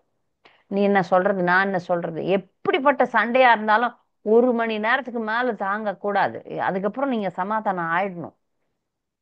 சரி, என்ன இதுக்கு தீர்வு? கணவனும் மனைவியும் சேர்ந்து ஒரு சின்ன பக்தி தோண்டாது செய்யணும். கோயிலுக்கு ஒண்ணா போகணும், ஒரு மாலை ஜபிக்கணும், இல்ல பிரபுபாதருடைய புத்தகங்களை படிக்கணும். இதெல்லாம் செய்யும் போது சண்டை சச்சரவுகள் வரத்துக்கு வாய்ப்பில்லை. இங்க சத்தி ஒரு சாதாரண பெண் மாதிரி பேசுறா, நீங்களும் வந்துதான் ஆகணும்னு அட்டம் பண்றான். நிறைய நேரத்துல பெண்கள் அடம் பண்ணுவாங்க. அடம் பண்ணா அழிவு அவங்களுக்கு தான். எனக்கு தெரிந்த என்னோட தோழி ஒருத்தி அல்பமான விஷயத்துக்கு பெரிய சண்டை போட்டா. எனக்கு அப்பதான் திருமணம் நிச்சயித்திருக்கு, அவளுக்கு ஏற்கனவே திருமணம் ஆகி ஒரு குழந்தைய வந்துடுச்சு. அந்த காலத்துல எல்லாம் இது பிளாக் அண்ட் ஒயிட் டிவி தான், கலர் டிவி கிடையாது. அப்புறம் கொஞ்சம் பணம் காசு எல்லாம் வர ஆரம்பிச்சு மக்கள் கலர் டிவி எல்லாம் வாங்கிக்கினாங்க. அப்ப அவ கலர் டிவிக்கு ஆசைப்பட்டா. கணவர் சொன்னார், கலர் டிவி விலை அதிகம், அடுத்த மாசம் ஏதோ பிஎஃப்ஓ ஏதோ பணம் வருது, அது வந்த பிறகு நான் உனக்கு வாங்கி தரேன். வாங்கி தர மாட்டேன்னு சொல்ல, பொறுமையா இருமா, வாங்கி தரேன். இல்ல, எனக்கு இப்பவே வேணும். அடம் பண்றது, இப்பவே இந்த க்ஷணத்திலே வேணும். புரிஞ்சுக்கதே இல்லை. அவர் சொல்றாரு, வாங்கி தரேம்மா, நானும் தானே பார்ப்பேன், கலர் டிவி வந்தா நானும் தானே பார்ப்பேன். இருமா, பொறுமையா இருமா. இல்ல, நீ என் பேச்சை கேட்கறது இல்ல, எனக்கு எதுவும் வாங்கி தரது இல்ல, வா வா வா வா வா வான்னாங்க. அப்புறம் அந்த கோவத்துல புத்தி மழுங்கும். புத்தி மயக்கத்துல என்ன செய்யறோம்னு தெரியாது. என்ன பண்ணாங்க, கெரசின் எடுத்துனாங்க, மேல ஊத்திக்கினேன். அது தெரியாது கணவருக்கு. சும்மா போய் கதவு பூட்டிக்கிறேன், இது வேஷம். அவங்க சாவணுன்ற எண்ணம் அவங்களுக்கு இல்லை. இப்படி பயமுறுத்துனா இதை செஞ்சிடறமான்னு நினை செய்வாருன்ற ஒரு எண்ணத்துல என்ன பண்ணாங்க, கதவு பூட்டலான்னு பார்த்தாங்க. அது ஆட்டோ லாக். கதவு பூட்டக்கூடாதுன்னு நினைச்சாங்க, ஏன்னா கணவர் வந்து காப்பாற்றணும், வேஷம் போடணும்னு ஒரு திட்டம். ஆனா என்னாச்சு, கதவு மூடிச்சு. நம்ம உள்ள போய் பத்த வச்சுக்கினாங்க. கணவர் வந்து திறந்து அவங்கள காப்பாத்தி எடுத்துன்னு போய் ஆஸ்பத்திரியில சேர்க்கும் போது ஃபீல் பண்றாங்க. கணவர் அடிச்சு அழுகுறாரு, நான் உன்னை எவ்வளவு நேசிச்சேன், இந்த மாதிரி ஒரு முட்டாள்தனத்தை பண்ணிட்டியே, குழந்தை வேற இருக்கே. டாக்டர் கிட்ட இவங்க அழுகுறாங்க, என்னை காப்பாத்துங்க டாக்டர் அப்படின்னு. ஏன்னா அதுக்குள்ள தீக்காயம் நிறைய ஆயிப்போச்சு, காப்பாற்ற முடியவில்லை. வாழ்க்கையை இழந்தாங்க, எரிஞ்சு போனாங்க. வாழ்க்கையில முக்கியம் கலர் டிவி தான், கணவன் கிடையாது. இதுதான் பெண் புத்தி, பின் புத்தி. யோசிக்கல. இந்த மாதிரி நிறைய சம்பவங்கள் உலகத்துல நடந்து கொண்டே இருக்கிறது. பணம் காசுக்கு ஆசைப்படுறது, பொருளுங்களுக்கு ஆசைப்படுறது, அதுக்காக சண்டை போடுறது. ஆசைப்படுற தப்புன்னு நான் சொல்லவே மாட்டேன். நீங்க ஆசைப்படுங்க, எல்லாம் அந்த டைம்ல வரும்போது. இப்ப புதுசா கல்யாணம் ஆன பெண்கள்லாம் அலையும் போது நான் சொல்வேன், அம்மா, வாழ்க்கையை சிம்பிளா ஆரம்பிங்க, படிப்படியா முன்னேறுங்க. கணவன் சம்பாதிக்கும் போது அவரோட ஒத்துழைங்க, அவரை அன்பா வச்சுங்க, நிறைய சம்பாதிச்சு கொடுப்பாரு. அப்ப வாங்கி எல்லாத்தையும் மாட்டிக்குங்க. எடுக்கும் போதே எனக்கு இது வேணும், எனக்கு வைர நெக்லஸ் வேணும், இதெல்லாம் பக்தர்கள் கதை தான் நான் பேசுறது. ஒரு பெண் வைர நெக்லஸ் கேட்டிருக்கா கணவனை. அவனும் பாவம் வாங்கி, அது சுவாமிக்கு வேற ராதாராணி கழுத்துல போட்டு கொடுக்குறான். அப்ப அந்த டிசைன் பிடிக்கல, ஏன்னா வாங்கும் போது டிசைனை பார்க்கலையா. இதுக்கு சண்டை, எப்படிலாம் சண்டை வருது பாருங்களேன். டிசைன் பிடிக்கல. நாம பாக்குறோம், தேவூத்தி மிகப்பெரிய ராஜாவின் மகள் வந்து சாதாரண குடிசையில வாழறா. அதனால அவர் புனிதமான நதியா மாறினா. ஆனா நாமெல்லாம் இந்த மாதிரி பொண்ணுக்கும் பொருளுக்கும் புடவைக்கும் அதுக்கு இதுக்கு ஆசைப்பட்டோம்னா சாதாரண நாய் பேய் மாதிரி தான் செத்து போனோம். உயர்ந்த எண்ணங்களோட பெண்கள் இருக்கணும். பாகவதம் படிக்கிறோம்னா அதுல இருக்கிற மிக அழகான விஷயங்கள், அருமையான விஷயங்களை கத்துக்கணும். இல்லைன்னா நம்ம வந்து நாய் பேய் மாதிரி சாதாரண ஜீவராசி. பெண்கள்னா பெண்கள் பௌதிகமா இருக்கக்கூடியவர்கள், பெண்கள் மாயை அப்படின்னு பேசுறாங்கல்ல, அது மாதிரி ஆயிடுவாங்க. தரம் கீழே இறங்கிடும். இங்க இந்த அம்மா அதெல்லாம் பார்த்து தேவர்கள்லாம் போறாங்க, நான் போகக்கூடாது. நான் ஏன் போகணும், என் கணவர் போனாருன்னா போகலாம், நான் அவர் தான் இல்லையே, போக வேண்டான்றாரு, நான் போகக்கூடாதுன்ற முடிவு எடுத்திருக்கணும். இல்ல, அங்க தாய்ப்பாசம் இழுக்குது. இப்ப இங்க பிரபுபாதர் பொருளுரை எழுதுறாரு, அட்டகாசமா இருக்கு, படிச்சே ஆகணும். ம். சிவபெருமான் தன்னை தடுக்க கூடாது என்றும் நோக்கில் அங்கிருந்து சதி வேகமாக கிளம்பியவுடன், இல்ல இதுக்கு முன்னாடி, வேதங்களின்படி கணவன் தனது உடலில் பாதியினை மனைவிக்கும், மனைவி தனது உடலில் பாதியினை கணவனுக்கும் கொடுக்க வேண்டும். மனைவி இல்லாத கணவனும் கணவன் இல்லாத மனைவியும் உடைய வாழ்க்கை அரைகுறையானது. வேத உற வேத திருமண உறவு முறையே சிவபெருமானுக்கும் சதிக்கும் இடையே நிலவியது என்றாலும், பெண்மைக்குரிய பலகீனத்தினால் சில பெண்கள் சில வேளைகளில் தன் தந்தை வழி உறவின் மீதே அதிக பாசம் உடையோராக விளங்குகின்றனர். இது இருக்கக்கூடாதுன்றார் பிரபுபாதர் தான் எழுதுறார். இப்ப கணவன் முக்கியமா, தந்தை முக்கியமான, கணவன் தான் முக்கியம். ஆனா பெரும்பாலும் பெண்கள் எப்ப தாய் வீட்டிலேயே நினைப்ப வச்சுன்னு இருக்கிறாங்களோ அப்ப இங்க வாழறது அவங்களுக்கு கஷ்டமாயிடும். அது சொல்றார், சதி இங்கு விதி விலக்கல்ல. சதிக்கு வந்து அப்பா அம்மா மேல பாசம் நிறைய இருந்தது. சிவபெருமான் மிகவும் கீர்த்தி பெற்றவராக விளங்கிய தன் கணவன் சிவபெருமானை விட்டு விலகிய விரும்பியது அவளது பெண்மையின் பலவீனத்தினால் என்று இந்த ஸ்லோகம் கூறுகிறது. பெண்ணுக்கு ஒரு பலவீனம் இருக்கு.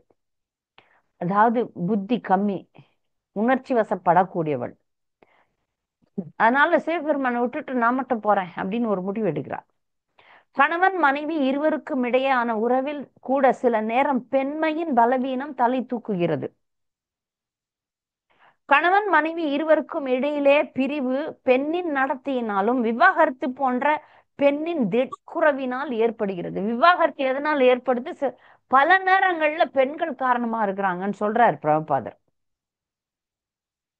தன் கணவனுக்கு அடங்கி நடத்தலே மனைவிக்கு சிறப்பாகும். அதுவே குடும்ப வாழ்க்கையில் அமைதி நிலவச் செய்கிறது.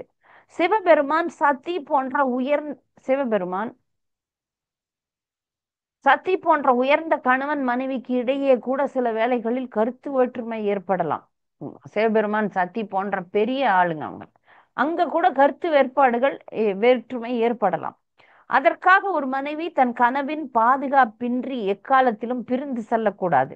அவள் அவ்வாறு பிரிந்து சென்றால் அதற்கு அவள் பெண்மையின் ஆற்றலின்மையே காரணம் என்று புரிந்து கொள்ளலாம். இப்ப பெண்களுக்கு புத்தி கம்மி, பெண்களுக்கு ஆற்றலின்மை இருக்கு. இப்போ சத்தி நான் சிவபெருமானை விட்டுட்டு போலாம் அப்படின்னு ஒரு முடிவு எடுக்கிறான். நான் போய் திருத்திடுறேன். அடுத்தது எங்க அப்பாவுக்கு புத்தி இல்லை, அவருக்கு நான் போய் புத்தி சொல்றேன். சிவபெருமான் சொல்றாரு, அவனுக்கு உன்னால புத்தி சொல்ல முடியாது, நீ பெண். எப்பவுமே ஒரு பெண் ஒரு ஆணுக்கு புத்தி சொல்ல போக முடியாது, போகக்கூடாது. அங்க அவங்களுக்கு தோல்விதான் அடையும். அதுவும் அகங்காரம் பிடிச்ச அப்பனுக்கு போய் பெண் எப்படி சொல்ல முடியும்? கணவனுக்கோ தந்தைக்கோ மூத்தவர்களுக்கோ ஒரு பெண் அறிவுரை கூறக்கூடாது. முடியாது, நான் ஏத்துக்க மாட்டாங்க. ஆண் குழந்தைகள் இப்ப என்னுடைய மகன் இருக்கிறான். அவன் ஆஹ் ஒரு முடிவு எடுக்கணும்னா அவங்க தந்தையை தான் கூப்பிடுவாரு, என்ன கூப்பிட மாட்டார், என்ன கலந்து ஆலோசிக்க மாட்டார் அவங்க தந்தை. ஆனா தெரியும், இந்த தாய் என்பது கொஞ்சம் கம்மி தான். அன்பு பாசத்துக்கு சாப்பாட்டுக்கு தான் தாய். அறிவுபூர்வமான முடிவுகளை எடுக்கணும்னா தந்தைன்னு தெரிஞ்சு வச்சுங்குது. அதனால தந்தையை தான் கலந்து ஆலோசிப்பார். அப்போ ஒரு மகன் என்பது தாயை விட குறைஞ்ச வயசு தான், ஆனாலும் அடங்கிறது கிடையாது, அடங்காதுங்க. இது ஆணுடைய இயல்பு. இதை பெண்கள் புரிந்து கொள்ள வேண்டும். நம்ம சொல்ற கருத்து சரியான கருத்தாக கூட இருக்கலாம், ஆனாலும் ஆண் ஏத்துக்க மாட்டாங்க. பெண் அறிவுரை சொல்லி ஆண்கள் ஏற்றுக்கொள்வதில்லை. இதை தெரிஞ்சுக்கிட்டோம்னா பெண்கள் பேசாம இருக்கலாம். இந்த இடத்துல தப்பே தப்பு தான். சதி செய்யறது தவறு. ஏன்னா அங்க தக்ஷன் மதிக்கல, சிவபெருமான மதிக்கல. மதிக்காத இடத்துக்கு அவங்க போகக்கூடாது. வேண்டான்னு சொல்றாரு, கேட்கல. ஏதாவது ஒரு விஷயத்தை கணவன் வேண்டான்னு சொன்னா கேட்கணும். சரிங்க, நமக்கு பிடிக்குதோ பிடிக்கலையோ. ஏன்னா சச்சரவு சண்டை எல்லாம் குறைஞ்சிரும். இல்ல, நீ என்ன சொல்றது நான் கேட்பேன், நீ என்ன சொல்றது நான் செய்வேன், அவ்வளவுதான், சரியா போச்சு விஷயம் விஷயம். இப்போ ஒரு மாதாஜி புக் எழுதுறாங்க. அந்த புக்ல அவங்க சொல்றாங்க, பெண்கள் அடி வாங்குறாங்கல்ல, கணவன் கிட்ட நல்ல அடி வாங்குற பெண்கள் அடி சரியா வாங்குவாங்க. அந்த அடி மட்டும் ஊரெல்லாம் சொல்லிடுறாங்க. நாங்க அடி வாங்குறோம், போலீஸ்ல எல்லாம் கூட கம்ப்ளைண்ட் கொடுப்பாங்க சில பெண்கள். ஆனால் ஆண்களும் அடி வாங்குறாங்க. எப்படின்னா இந்த பெண்கள் அஹ், கூர்மையா பேசுவாங்க. பேச்சு முடிவு நான் வடக்கம் இல்லாம அவனை இவனை என்ன பேசுறாங்க கணவனை, அதுல அவங்களும் அடி வாங்குறாங்க. அதுக்கு அதுக்கு என்ன சாட்சி, அதுக்கு என்ன பண்றது, அதுக்கு என்ன தீர்வு அப்படின்னு அந்த அம்மா ஒரு புக்ல ஒரு அம்மா எழுதுது. அப்ப இந்த அம்மா வாயில சண்டை போடுது. சிவபெருமான் கையெல்லாம் தூக்கல, அந்த அளவுக்கு அவரு கீழே இறங்கல. சரிம்மா, நீ பேச்சு கேட்கல, நீ போகணும்னு நினைக்கிறியா, போம்மா. சரிம்மா, நான் வரமாட்டேன், என்ன கேட்காத. இதனுடைய எதிர்விளைவு பயங்கரமா இருக்கும். சிவபெருமான் பத்தி குரு. அஹ் சத்திக்கு வேற குரு தேட வேண்டிய அவசியமே இல்லை. யார் ஒரு உன்னத பக்தனுடைய மனைவியாக யாராவது ஒருத்தர் இருந்தாங்கன்னா அவங்களுக்கு தீட்சை கூட தேவையில்லைன்னு சாஸ்திரம் சொல்லுது. பொதுவா பெண்களுக்கு தீட்சை தேவையில்லை. பெண்களுக்கு தீட்சை என்பது திருமண வாழ்க்கை தான். அதுல அவங்க செய்யற கணவனுக்கு செய்யக்கூடிய சேவை குருகுல வாசம். அவங்க வீட்டுல செய்யற வேலைகள் தான் தினமும் செய்யக்கூடிய யஜ்யம், யாகம். அக்னிஹோத்திரம் அப்படின்னு மனு சமித்தை சொல்லுது. அதனால பெண்களுக்கு தனிப்பட்ட முறையில தீட்சை தேவையில்லை. கணவன் தீட்சை பெற்றவனா இருந்தா அது பெண்களும் அதோட சேர்ந்து சம்பந்தப்பட்டுறவங்க தான் அப்படின்னு சொல்லுது. இருந்தாலும் கலியுகத்துல குருமார்கள்லாம் நீங்களும் தீட்சை விடுங்க அப்படின்னு சொல்றாங்க. ஹரிநாம தீட்சை கொடுக்குறாங்க. இதெல்லாம் நடக்குது. சதியை பொறுத்த வரைக்கும் சிவபெருமான் குரு வேற. எப்போதும் பாத்தீங்கன்னா பத்ம புராணம் முழுக்க சிவபெருமான் பார்வதிக்கு சொல்ற அறிவுரைகள் தான் பத்ம புராணம். அவர் சொல்றார், வேணாம்மா, சொல்ற பேச்சு கேளுமா. உம் இல்ல, நான் கேட்க மாட்டேன். நீங்க வேணா என் கூட வாங்க, நீ தனியா போவாத. பெண்கள் தனியா போறது பாதுகாப்பின்மை. வேண்டாம்னா யாருன்னா கேட்பாங்களா? கேட்க மாட்டாங்க. ஆட்டம் போடுறாங்க. ஆனா அனுபவிக்கும் போது பெண்கள்லாம் வந்து கல்லூரியில படிக்கிற பெண்கள்லாம் இப்ப இரவு நேரங்கள்ல வெளியே போக கூடாதுன்னு இந்த அம்மா எங்க அம்மா சொல்றாங்க. இது மம்தா மம்தா சொல்றாங்க. ஏம்மா வெளியே போறீங்க? நிறைய இப்ப ஒரு அசம்பாவித நிகழ்வு நடந்தது. யார பிடிப்பாங்க? முதலமைச்சர் தான் பிடிப்பாங்க. உன் நாட்டுல சரியில்லை மக்கள் அப்படின்னுவாங்க. அதுக்காக அந்த அம்மா சொல்லிடுச்சு தெரியாம, பெண்கள்லாம் எதுக்கு ராத்திரில வெளியே போறீங்க? அது தப்பு. நீ நாட்டுல இருக்கிறவன திருத்து, நீ தானே முதலமைச்சர் அப்படின்னு மக்கள் வாதிடுறாங்க. என்னுடைய வாதம் என்னன்னு தெரியுமா? நாம ஒழுங்கா இருந்துட்டோம்னா பிரச்சனையே இல்லையே. நான் 6 மணிக்கு மேல இருட்டு, பாதுகாப்பு இல்லாத இடங்களுக்கு நான் போகாத விட்டேன்னா நான் என்ன காப்பாத்திக்கலாம் இல்ல? நான் என்னத்துக்கு உலகத்தெல்லாம் குறை சொல்லின்னு உட்காந்து இருக்கணும்? ஒரு பெண் தன்னுடைய தெரிந்த நண்பனோட வெளியே போயிருக்கிறா 8 மணி ராத்திரிக்கு. தெரிஞ்சவன் தான், நண்பன்றாங்க இப்பெல்லாம். ஆண் நண்பன், காதலன் எல்லாம் கிடையாது, நண்பன். ஏன்னா இன்னொன்னு மாத்திக்கிறாங்க, அவங்க மாத்திக்கினே வர்றாங்க. அதனால நண்பன், ஒரு நண்பனோட தெரிஞ்சவனோட வெளியே போறா. அவனே ஏற்பாடு பண்ணி 4 பேரை கொண்டாந்து அவளை வந்து அவளை கற்பழிக்கிறாங்க. நடந்தது இப்ப பெங்கால்ல. அப்புறம் அவமானப்பட்டு உயிர் போல யூஸ் பண்ணிட்டானுங்க, பண்ணி எத்தனை வந்து போட்டானுங்க. அவ அவமானப்பட்டு உள்ள வந்து கலைபுரம் பண்றா. என்ன பிரயோஜனம்? போனதுக்கு அப்புறம் ஒண்ணும் பண்ண முடியாத. யாரையும் நம்பாத, வெளியே போவாத, இதெல்லாம் சொன்னா கேக்குறாங்களா பெண்கள்? கேட்க மாட்டாங்களே. வேணாம், தனியா போவாத, ஆபத்து. கேக்குறது இல்ல. அதுதான் அந்த அம்மா, முதலமைச்சர் அம்மா சொல்லிட்டாங்க, ஏன் நீங்க ராத்திரில போறீங்க வெளியோ அப்படின் போது, உன் நாட்டுல நீங்க மக்கள் எல்லாரையும் திருத்துங்க. எல்லாரையும் திருத்த முடியுமா என்ன? எல்லாரையும் திருத்த முடியாது. நாம தான் நம்மளை பாதுகாப்பா வச்சுக்கணும். இதான் நான் பெண்களுக்கு சொல்றேன். நாம பாதுகாப்பா இருந்துக்கலாம். மத்தவங்களை திருத்த போறது கஷ்டம். இப்ப சத்தி கேட்கல, நான் போறேன், தனியா போறேன். ஆனாம்மா, விதி விளையாடுது. என்ன நடக்க போகுதுன்னு தெரியும் சிவபெருமானுக்கு. வேண்டாம்னு சொல்றாரு, கேட்கல.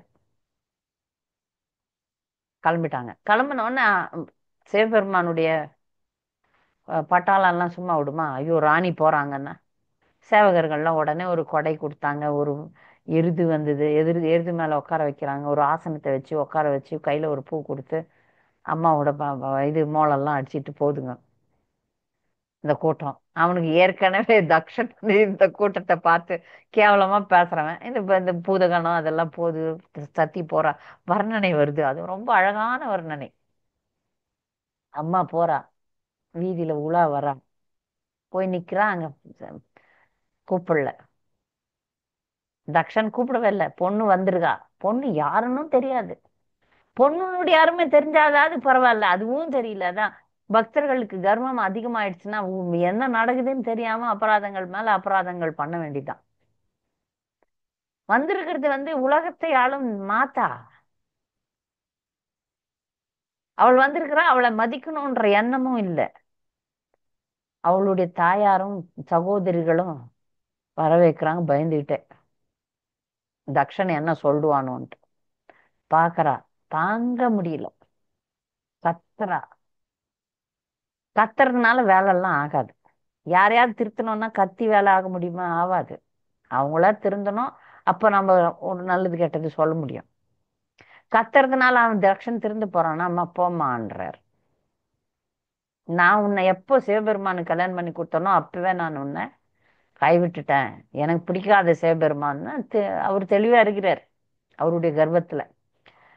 உன்னால் கொடுக்கப்பட்ட இந்த உடல் எனக்கு தேவையில்லை. அவங்க நினைச்சிருந்தா தக்ஷனை அழிச்சிருக்கலாம். சக்திக்கு சர்வ சக்தியும் உண்டு. அந்த உலகத்திலுடைய மாயா சக்தி இல்ல அந்தம்மா. தக்ஷனை அழிச்சிருக்கலாம்.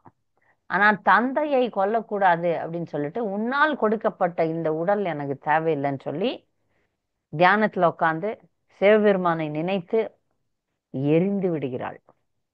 அதுக்கப்புறம் தான் விஷயம் வேற மாதிரி போகுது. அதனால இங்க நமக்கு தேவை பெண் எப்படி இருக்கக்கூடாதுன்றதுனால தான். ஏன்னா இந்த உலகத்துக்கே தாய் அவ. அவளுக்கே கூட பிரச்சனைகள் வரும். எப்ப வரும்? கணவனுடைய பேச்ச கேட்கலன்னா. அதான் பாயிண்ட்டுங்க. உன்னுடைய உயிரையே விடக்கூடிய நிலைமை கூட வருது பாரு. அம்மா உயிர் விட்டுட்டா, நான் வேற பிறவி எடுத்துக்கிறேன். அதுக்கப்புறம் தான் அவங்க வந்து இமயவானுடைய மகளாக பார்வதியாக அவதரிக்கிறாங்க. அப்போ அதுக்கப்புறம் பிரளயம் எல்லாம் நடக்குது. சிவபெருமான் அப்பதான் கோவப்படுறார். நான் சொன்ன இந்த பொண்ணு கேட்கல.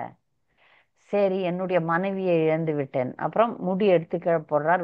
வீரபத்ரன் வரான். வீரபத்ரன் மிக பெரிய அசுரன். வந்து அந்த யஜ்யத்தெல்லாம் தும்சம் பண்ணி யாரார என்னென்ன பண்ணுமோ எல்லாம் பண்ணி தக்ஷனுடைய தலையை வெட்டி முடிக்கிறாங்க. அதுக்கப்புறம் பிரம்மா வரார், விஷ்ணு வரார், சமாதானம் நடக்குது. தக்ஷனுக்கு மன்னிப்பு கேட்டு வாங்கி தராங்க. சிவபெருமானிடம் மன்னிப்பு கேட்டு வாங்கி தராங்க. அதனால ஆட்டு தலையை வச்சிடுறாங்க தக்ஷனுக்கு. அதன் பிறகும் தக்ஷன் வந்து ரெண்டு மூணு தப்பு பண்றார். ஏன்னா இது வந்து நாம இது ஒரு ஒரு ஜீவராசி ஒரு தப்பையே திரும்ப திரும்ப பண்ணி திரும்ப திரும்ப அடி வாங்கி அப்புறம் தான் திருந்தது. நல்ல அறிவுள்ள நபராக இருந்தால் ஒரு முறை மற்றவர்கள் செய்யற தப்ப கூட நம்ம செய்ய மாட்டோம். ஒரு தவறை பார்த்தே அந்த தவறு செய்யக்கூடாதுன்ற அறிவு வரணும். அதுதான் அறிவாளிகள். சரி, தப்பு செஞ்சு ஒரு முறை அடி வாங்கிட்ட பிறகு அடுத்த முறையாவது அடி வாங்காம இருக்கணும். அது இல்ல. தக்ஷன் மீண்டும் தவறு பண்றார். மீண்டும் வைஷ்ணவ அபராதம், மீண்டும் தண்டனை. அப்படி அவர் வாழ்க்கை போகுது. அதுக்கப்புறம் திருந்துறாரா என்னன்னு தெரியல. நாம தெரிஞ்சுக்க வேண்டிய விஷயம் இவ்வளவுதான். வைஷ்ணவ அபராதம் கூடாது. அது செய்தோம் என்றால் நம்முடைய வாழ்க்கையை இழக்க வேண்டி இருக்கும், ஆன்மீக வாழ்க்கையை. அதனால மிக ஜாக்கிரதையா இருக்கணும். பெண்கள் அறிவார்ந்த கணவனாக இருந்தால் அவர் என்ன சொல்றாரு, எஸ் பாஸ் அப்படின்னு இருந்துட்டோம்னா பிரச்சனை இல்லை. கேட்கலாம். பக்தனா இல்லைனாலும் சண்டைகளை வளர்க்காம சமாதானமாக போவதற்கு முயற்சி பண்ணணும். எவ்வளவு முடியுதோ அவ்வளவு சமாதான முயற்சிக்கு நம்ம போகணும். அப்படியே கருத்து வேற்றுமைகள் இருந்தாலும் அது ஒரு மணி நேரத்துக்கு மேல இல்ல ஒரு நாளைக்கு மேல போகக்கூடாது. அது உங்க சாமர்த்தியம். பெண்களுக்கு சாமர்த்தியம் இருக்கு. அதை கொண்டு சமாதானம் பண்ணி வாழ்க்கையை ஓட்டிக்கணும். நாலு செவத்துல இருக்கிற விஷயம் வெளியே வரக்கூடாது. வெளியே வந்தா அனர்த்தங்கள் நடக்கும். நடக்குது, நடந்துச்சு. சத்தி மாதிரி சில நேரத்துல எரிஞ்சுதான் போகணும், பேச்சு கேட்கலன்னா. ஆகையினால பெண்களுக்கு சொல்லப்படுற விஷயங்கள் என்னன்னா, எப்படிப்பட்ட கணவனா இருந்தாலும் கிருஷ்ணரே சொல்றார் பாகவதத்துல 10வது காண்டத்துல. நம்ம இதெல்லாம் படிச்சு முடிச்சிட்டோம். கோபிகளுக்கு சொல்றார், கணவன் வந்து பணம் இல்லாதவனாக இருக்கலாம், அழகில்லாதவனாக இருக்கலாம், முதியவனாக இருக்கலாம், நோய்வாய்ப்பட்டவனாக இருக்கலாம். ஆனாலும் பெண்ணாகிய நீங்கள் அவர்களை விடக்கூடாதுன்னு சொல்றார். இது கிருஷ்ணர் சொல்றாரு. கிருஷ்ணர் சொன்னா கேட்டுத்தானே ஆகணும். பாகவதம் சொன்னா கேட்டுத்தானே ஆகணும். ஆகையினால சூழ்நிலைகள் எப்படி இருந்தாலும் அதை தாங்கிக் கொண்டு பொறுத்து கொண்டு பக்தியோட சேர்ந்து நம்முடைய கடமைகளை நாம் செய்யணும். சண்டை சச்சரவு வரும். கண்டிப்பா கருத்து வேற்றுமைகள் வரும். அங்கு நாம் பொறுமையாக இருக்க வேண்டும், பொறுத்து கொள்ள வேண்டும். பெண்களுக்கு வந்து ஒரு விஷயம் என்னன்னா, இப்ப ஆண்கள்லாம் பிரம்மச்சாரி ஆசிரமத்துல போய் பயிற்சி எடுத்துக்கிறாங்க. நமக்கு பயிற்சி குடும்பம் தான். தினமும் சிஷ்டாஷ்டகம் படிக்கிறோம்ல. திருநாதப்பி சுனிச்சேன தரோரப்பி சகிஷ்ணுனா அமானினமானதேன கீர்த்தனிய சதாஹரி. யார் எப்போதும் பகவானுடைய நாமத்தை சொல்ல முடியும்? யார் ஒருவர் தன்னை புல்லை விட தாழ்மையாகவும் மரத்தை விட பொறுமையாகவும் இருக்கிறாங்களோ அவங்க தான் ஜெபம் பண்ண முடியும்னு சைத்தன்ய மகாபிரபு சொல்றார். நமக்கு வந்து அதுக்கான பயிற்சி வீட்டுல கொடுக்கப்படுது. கணவன் அந்த கொடுமை பண்ணலாம், ஆக்ரோஷமா நடந்துக்கலாம், பொறுமையா இருக்கணும். இல்லைன்னா வெளியே போய் நிக்கணும். என்னுடைய குருதேவர் சொல்வார், ஒரு ஒரு இடத்துல வந்து பெண்கள் எப்படி இருக்கணும்னு பிரசங்கம் கொடுத்தார். அந்த பிரசங்கத்துல நானும் இருந்தேன். அப்போ வந்து ஒரு பெண் வந்து வேலைக்கு போற ஒரு பெண், அவ புதிய பக்தரை போல இருக்கு. அவ எழுந்து நின்னு, வேலைக்கு போறதுல என்ன என்ன தவறு இருக்கு, நீங்க ஏன் வேலைக்கு போக கூடாதுன்னு சொல்றீங்க? அதுக்கு அவர் சொன்னார், இப்ப நீங்க வீட்டுல இருந்தீங்கன்னா ஒரு கணவன் கீழே இருக்கணும், ஒரு ஆண் தான். வெளியே போனீங்கன்னா பல ஆண்களுக்கு கீழே நீங்க வேலை செய்யணும். எது உங்களுக்கு உசிதம்னு பாருங்க. அதோட அந்த அம்மா வாயை மூடிட்டாங்க. ஆனா வெளி உலகத்தினுடைய கொடுமைகள்ல இருந்து உங்களுக்கு பாதுகாக்கணும்னா ஒரு ஆண் கிட்ட அடங்கிதான் ஆகணும். இங்கேயே நம்ம ஒரு மாதாஜி சொன்னாங்க, இங்கேயே நீங்க அடங்கலைன்னா அங்க ஆன்மீக உலகமே எப்படி திறக்கப்படும்? ஆன்மீக உலகம் உங்களுக்கு திறக்கப்படாதே. இங்க நீங்க பயிற்சி, இதெல்லாம் பயிற்சி. ஏன்னா வெளிய வெளிய நம்ம மொத்த ஒட்டுமொத்த பக்தர்களுக்கிட்டயே திருநாதப்பி சுனிச்சேன்னு சொல்லிடுறாங்க. அப்படி இருக்கிறத கணவனுக்கு திருநாதப்பி சுனிச்சேன்னு செஞ்சுதான் ஆகணும். நாம் பொறுமையாக இருந்து நம் கடமைகளை செய்யும் போது சாவித்திரி போல வெற்றியை பெறலாம். தேவதி போல மாபெரும் வெற்றியையும் அடையலாம். பெண்களுக்கும் வந்து ஆன்மீக உலகம் திறந்திருக்கும். அப்ப வந்து உலகமே தேவி தேவர்கள் கூட வாழ்த்துறாங்க அப்படிப்பட்ட பெண்களை. அப்படிப்பட்ட தேவி தேவர்களே வியந்து போற பெண்கள்லாம் சரித்திரத்துல இருக்காங்க. பிருத்து மகாராஜருடைய மனைவி ஆர்ச்சி, துருவ மகாராஜருடைய தாய் அன்னை சுனிதி, இவங்கெல்லாம் தேவி தேவர்கள்லாம் வாயை பொளக்குறாங்க அவங்க ஆன்மீக உலகம் போகும்போது. ஏன்னா அவங்க ஸ்திரீ தர்மத்தை, பெண் தர்மத்தை கடைபிடிச்சு போனவங்க. அர்ச்சின்னு ஒரு அம்மா இருக்கிறாங்க பாகவதத்துல. எங்கேயோ ஒரு 2 இடத்துல தான் வருவாங்க. ஆனா எனக்கு ரொம்ப அடிக்கடி அவங்கள மேற்கோள் காட்டுறேன். பிருத்து மகாராஜருடைய மனைவி அவதரிக்கும் போது பிருத்து மகாராஜர் மனைவியோட சேர்ந்து தான் அவதரிக்கிறார். ஆனா வர்ணனையில வெறும் பிருத்து மகாராஜர் பத்தி தான் இருக்கும். பிருத்து மகாராஜர் 108 யாகம் பண்ணாரு, ஆஹ் பூமி தேவியை அடக்குனாரு, உலகத்தை ஆண்டார், இதெல்லாம் பண்ணார். நிறைய அவர் சனத்குமாரர்களிடம் சிக்ஷை பெற்றார். கிருஷ்ணரோட யஜ்யத்துல பகவான் வந்து காட்சி தர்றார், பகவானோட பேசுறார். இதெல்லாம் நான் பாக்குறோம் நம்ம. கடைசியில அவர் உயிரை விடுறார். தியானம் பண்ணி உயிரை விடுவார், காட்டுக்கு வந்துடுவார், எல்லா ராஜ்யத்தெல்லாம் விட்டுடுவார்.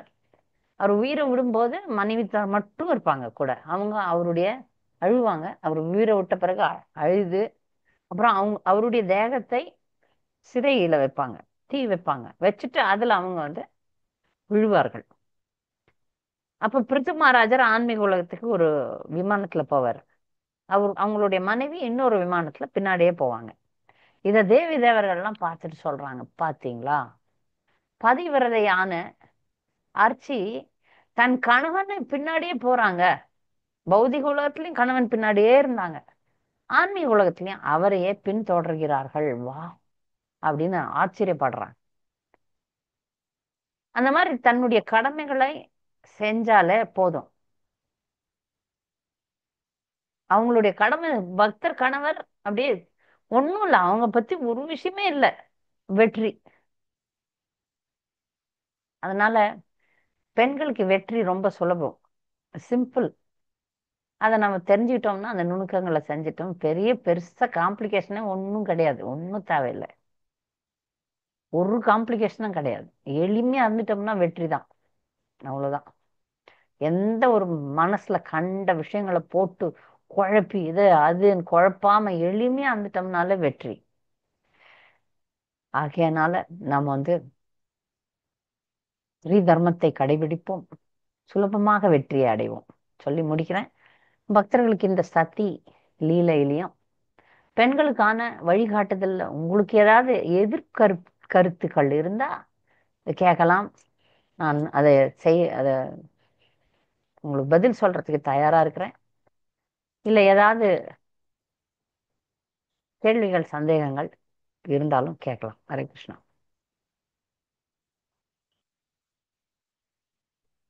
ஹரே கிருஷ்ண மாதாஜி. ஹரே கிருஷ்ணா மாதாஜி. அதான் பௌதிகத்தில் இருக்கிறவர்களு கணவன் மனைவி இடையே தகராறு இருக்கத்தான் செய்ய, இருந்தாலும் ஒன்று ரெண்டு அதோட முடிஞ்சு. இப்ப நான் ஆன்மீகத்துக்குள்ள நுழையலாம் அப்படிங்கறதுனால அதிகமா நம்ம படிக்கிறது, இது ஜெபம் பண்றது, இது மாதிரி செய்யும் போது வீட்டுல சரியான பிரச்சனைகள் அதிகமாயிட்டு இருக்குதுங்க பிரபு. மாதாஜி, அந்த பிரபு கொஞ்சம் அடிக்கடி கோவப்படுறாரு. வேண்டாங்கிற மாதிரி எல்லாம் பண்ணிட்டு இருக்காரு.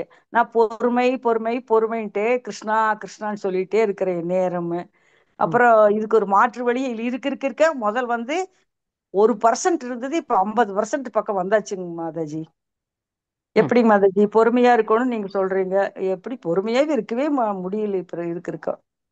இப்போ அதுக்கு பதில் சொல்றேன் மாதாஜி. நிறைய பக்தர்களுக்கு, பெண் பக்தர்களுக்கு இருக்கக்கூடிய பிரச்சனை தான் இது. எப்பொழுது ஒரு பெண் பக்தியை ஆரம்பிக்கிறாளோ அப்போ அது வரைக்கும் அவ இப்போ ஒரு பௌதிக பெண் வந்து வேலைக்கு போறா, சினிமாவுக்கு போறா, ஃப்ரெண்ட்ஸ் போவா, கிட்டி பாட்டி போவா, ஆட்டம் போடுவா. அப்பெல்லாம் தெரியாதப்போ, அதெல்லாம் தெரியாது ம். மக்களுக்கு.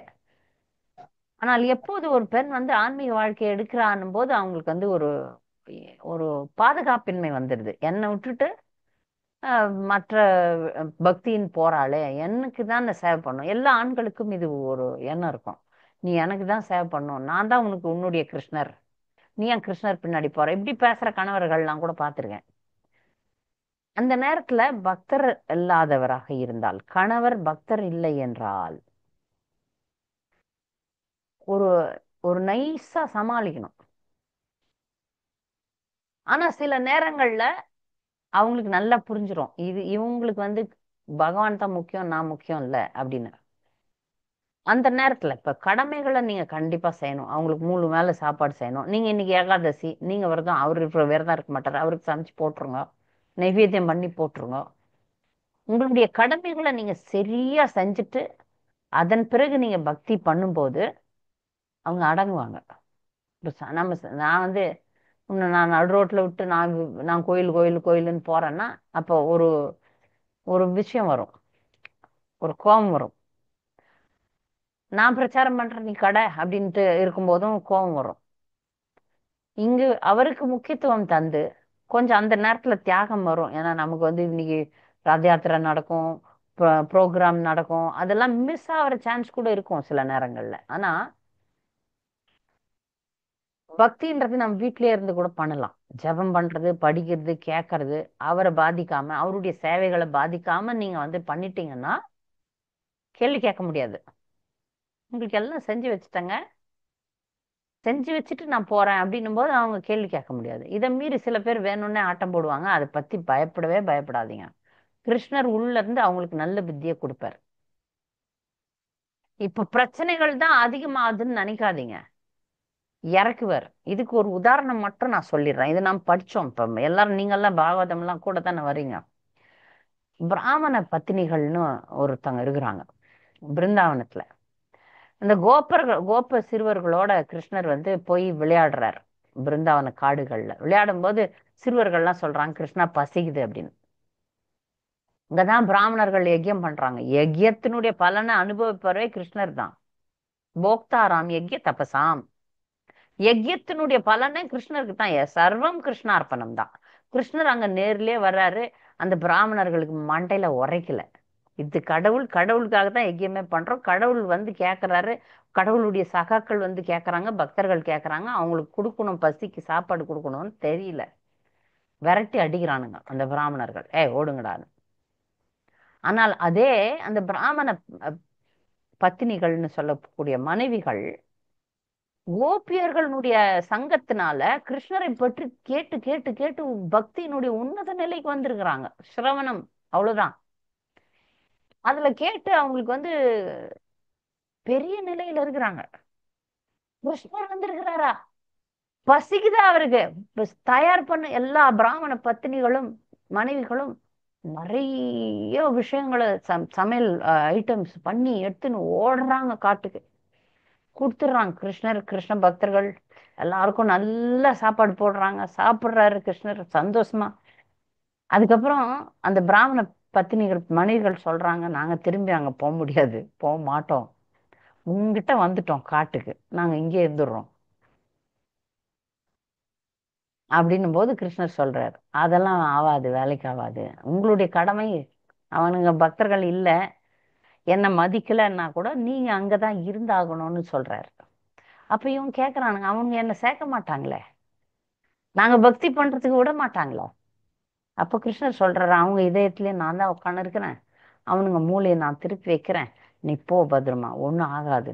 அப்புறமா புரியுது அந்த பிராமணர்களுக்கு, கடவுளே நேர்ல வந்தப்ப கூட எங்களுக்கு புத்தி இல்லாமல் போயிடுச்சே அப்படின்னு சொல்லி அந்த ரியலைசேஷனை கிருஷ்ணர் உள்ள இருந்து கொடுக்குறாரு. அதனால அபக்தர்களாக இருக்கக்கூடிய கணவர்களுக்கு நீங்கள் செய்யக்கூடிய பக்தியினால பகவான் அவர்களை திருப்புவார்.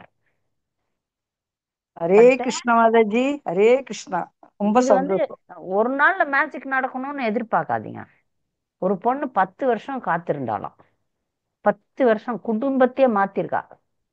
ஜெபம் வந்து டாய்லெட்ல தான் பண்ணுவாளாம், பாத்ரூம்ல. பாத்ரூம் போறான்னு உள்ள போய் கதவு பூட்டின்னா அங்க உட்காந்து உட்காந்து உட்காந்து தான் 16 மாலைகளை பண்ணியிருக்கா. 10 வருஷமா தான் பண்ண பக்தியை மறைச்சு பண்ணியிருக்கிறா. அப்புறம் ஒரு நாள் கூட்டின்னு வந்துட்டா குடும்பத்தை மாயப்புறத்துக்கு காமிச்சாங்க. நிஜமா இப்ப கலியுகத்துல நடந்த அதிசயம், குடும்பமே பக்தர்களா மாறினாங்க, மாறுவாங்க. பிரபுபாதருடைய தங்கச்சி, பிசிமான் பேரு, அவங்க பேர் பவதாரிணி. பிசிமான்னா அத்தை, அத்தை. எல்லாருமே பிசிமா பிசிமான்னு சொல்லுவாங்க அவங்கள. அந்த அம்மா வந்து கடை கல்யாணம் பண்ணி கொடுத்தப்போ வந்து அவங்க புகுந்த வீட்டுல மாமிசம் சாப்பிட்றவங்க அழுது இருக்கிறாங்க. நான் வந்து தீட்சை பெற்ற பக்தர், நான் எப்படி மாமிசம் எல்லாம் பண்றதுன்ட்டு. கணவன் கடைசி வரைக்கும் மாமிசம் சாப்பிட்றவன் தான், இவங்க தீட்சை பெற்ற பக்தர். அவ்வளவு கஷ்டப்பட்டிருக்காங்க. கடைசியில சாகும்போது திருந்திட்டு செத்துருக்கான். ஐயையோ, நான் உனக்கு பெரிய அபராதம் பண்ணிட்டேனே அப்படின்ட்டு அந்த அம்மா. ஆனா அதெல்லாம் பண்ணாம வாழ்ந்திருக்கா. வாழ்ந்துட்டு பிரபுபாதெல்லாம் போனதுக்கு அப்புறம் மாயப்பூர்ல இருந்து தான் வெற்றிகரமாக அவங்க ஆன்மீக உலகத்துக்கு போனாங்கன்ட்டு அவங்கள பத்தி சொல்லுது. அந்த நிறைய பக்தர்கள் சொல்லுவாங்க பிசிமாவை பத்தி.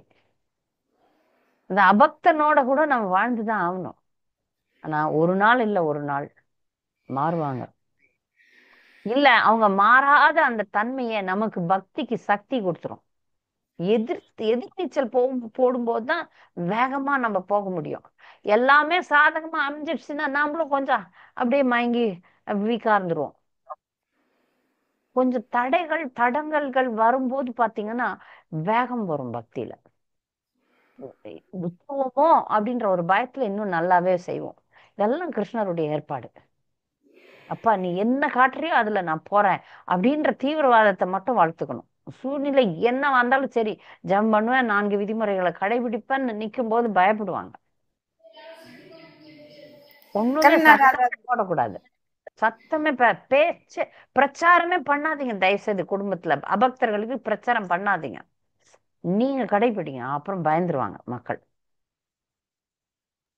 ஹரே நிறைய கிருஷ்ண மாதாஜி. வழிகாட்டுதல்கள் இருக்கு, நான் காட்ட போறேன். மீன்ஸ் இந்த தொடர்ல இதை பத்தி நிறைய பேசலாம்.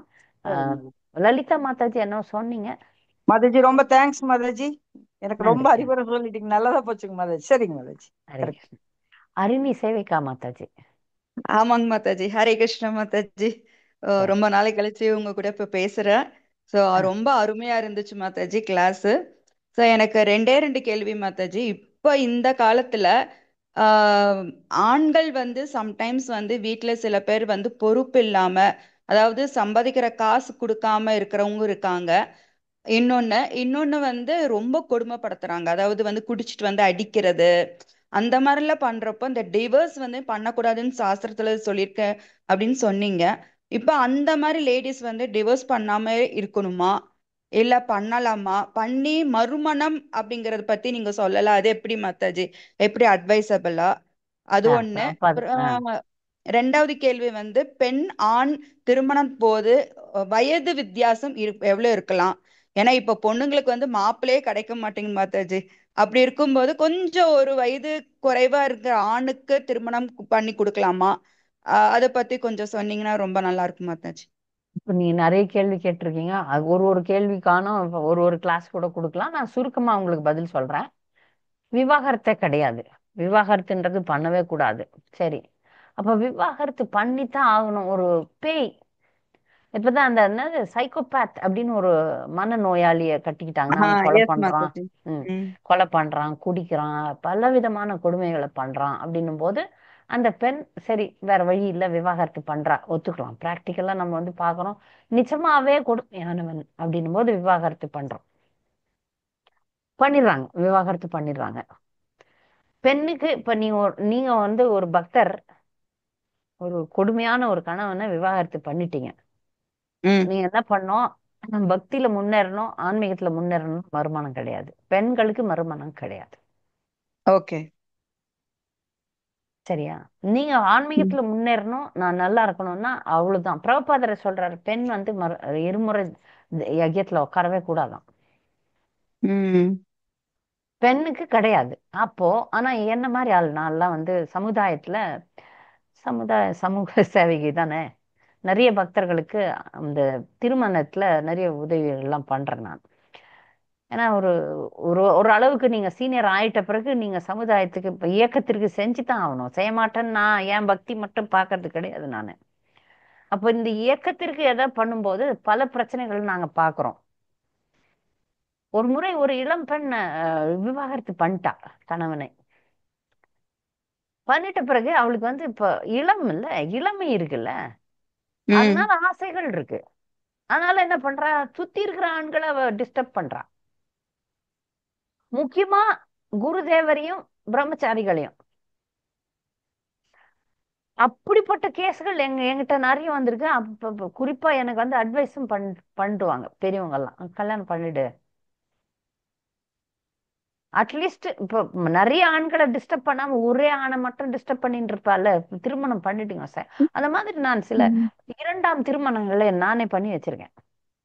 ஓகே. இது காரணம் என்னன்னா, ஒரு சிலது நியாயமா இருக்கும். அந்த பொண்ணு கடைசி வரைக்கும் எப்படி தனியாவே வாழறது, ரொம்ப காலகட்டம். ஒரு 20 வயசுல டைவர்ஸ் பண்ணிட்டாள்னா இன்னும் அவ ஒரு 40 வருஷம் 50 வருஷம் ம் வாழ போறான்னு வச்சுக்கோங்களேன். 60 70 ம் வயசு வாழறான்னா அப்ப ம் அவ்வளவு நாள் அவ தனியா இந்த சமுதாயத்துல, இந்த சமுதாயம் ரொம்ப கேடு கெட்டு போயிருக்கு. ம் இது ஒரு கருணையின் காரணத்திலயே நாங்க மறுமணம் பண்ணி வச்சிடுறேன் நான். சரிங்க.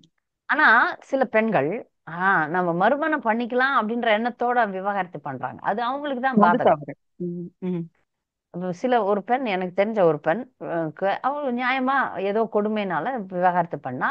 அப்ப அந்த சமுதாயத்தை சேர்ந்தவங்க, அவங்க அந்த கோயிலை சேர்ந்தவங்க அவளுக்கு வந்து மறுமணம் வந்து ஒரு வெளிநாட்டரோட பண்ணி வச்சுட்டாங்க. நம்ம மக்களுக்கெல்லாம் அந்த வெளிநாட்டுக்காரன் அப்படின்னா ஒரு மோகம் இருக்கு. ம் அத கா அத காட்டி இன்னொரு பொண்ணு வந்து விவாகரத்தே பண்ணல, குழந்தைலாம் பெத்துட்டா, குழந்தை வேற இருக்கு.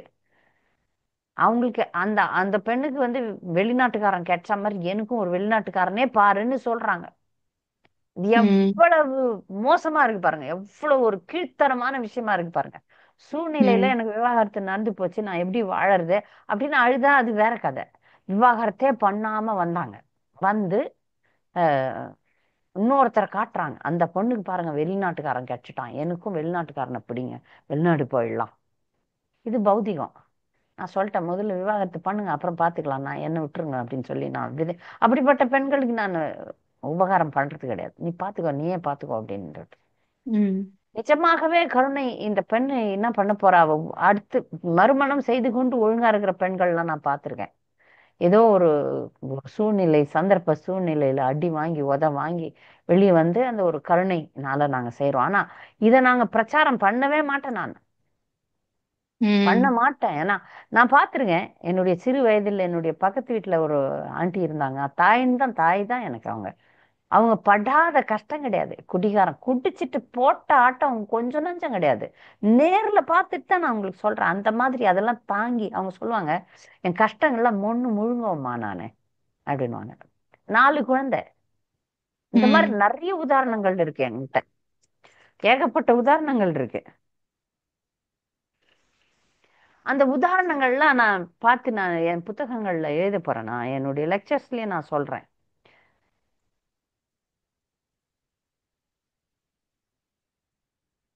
அவங்க வந்து ஒரே நிமிஷம், ஒரே நிமிஷம். பல பல இன்னல்களை தாங்கி ஜெயிச்சவங்களை நான் பார்த்திருக்கேன். கடைசி வரைக்கும் திருந்தாத கணவனுங்களோட எல்லாம் பேசாம வாழ்ந்து அவங்க ஒழுங்கா இருந்துட்டு போனதெல்லாம் பார்த்திருக்கேன். பிரபுபாதர் சொல்றார், நீ வந்து விவாகரத்து பண்ணிட்டீன்னா திருமணம் செய்யக்கூடாது, நீ ஒரு விதவை மாதிரி வாழணும், விதவை மாதிரி வாழணும். அதான் இப்ப நிறைய பெண்கள் எங்களுக்கு சன்னியாசம் கொடுத்துருங்கோ அப்படின்னு சொல்றாங்க. அது அது மாதிரி நீங்க சன்னியாசம்னா என்ன, வெள்ளை துணி போட்டுக்கணும், விதவை மாதிரி வாழுங்க. ஏன்னா நீங்க கனவுகளோட தகன்னு வாழ்ந்தீங்கன்னா ஆசை வரும், வேற யாரையாவது உன்னுடைய மனம் தேடும். உலகமே அப்படிதானே இருக்கு. அதனால பெண்களுக்கு வந்து மறுமணம் கிடையாது. அப்படி இளமையானவங்களுக்கு அவங்க சமுதாயத்தை டிஸ்டர்ப் பண்றாங்கன்னு நாங்க மறுமணம் பண்ணி வைக்கிறோம். இது ஒண்ணு. அப்புறம் வேற என்ன கேள்வி கேட்டீங்க? கேள்வி மறந்துட்டேன். வயது வித்தியாசம் எவ்வளவு இருக்கலாம் மாதாஜி வயது வித்தியாசம் திருமணத்துக்கு? இப்ப பாத்தீங்கன்னா, ஆணை விட பெண் வந்து குறைஞ்ச வயசு தான் நல்லது. ஆண் தன்னை விட பெரிய பெண்ணை திருமணம் பண்ணிக்கிட்டாங்கன்னா அவருக்கு ஆணுக்கு வந்து உடல் நல கோளாறு ஏற்படும். ஒண்ணு. ரெண்டாவது, தன்னை விட தனக்கு சமமான தன்னை விட பெரிய பெண் வந்து ஆணுக்கு அடங்க மாட்டா. கணவன்றவன் மேலதான் நிக்கணும், மனைவி அப்பதான் அடக்கம் வரும். ஒரு நல்ல வித்தியாசம் இருந்தா நல்லதுன்னு சொல்றோம் நாங்க. ஆனா அதெல்லாம் இந்த காலத்துல யாரும் கேட்கறது இல்ல. 10 வருஷம் வரைக்கும் கூட நீங்க கட்டலாம், அப்பதான் குரு மாதிரி ஆயிடுவார்ல கணவன் வந்து. அது ஜெனரேஷன் கேப்னு சொல்றாங்க இப்பெல்லாம். ஏன்னா இந்த இந்த பெண்ணுக்கு அப்பதான் ஒரு இளமை வரும், அவன் அதுக்குள்ள முதுமைக்கு போயிடுவான்னு. அப்படிலாம் இல்லை, ஆண்களுக்கு எப்போ இளமை இருக்கு, பெண்கள் தான் சீக்கிரமா முதுமை அடைறாங்க. அதனால வயது வித்தியாசம் இருக்கும்போது அந்த பெண் அந்த ஆணுக்கு அஹ், சரணடைவாள், ம- மரியாதையும் நடந்துப்பா. அதனால வித்தியாசம் இருந்தா நல்லது. கிடைக்கிறதே கஷ்டமா இருக்குது அப்படின்ற பட்சத்துல காம்ப்ரமைஸ் பண்றாங்க. வயது மூத்தவனாக ஆண்மகன் மூத்தவனா இருந்தா நல்லது, திருமண வாழ்க்கைக்கு ரொம்ப நல்லது. Thank you Mataji, thank you so much Mataji. Hare Hare Krishna. Krishnan. Hare Krishna. வேற ஏதாவது கேள்விகள் இருக்கா பக்தர்களுக்கு?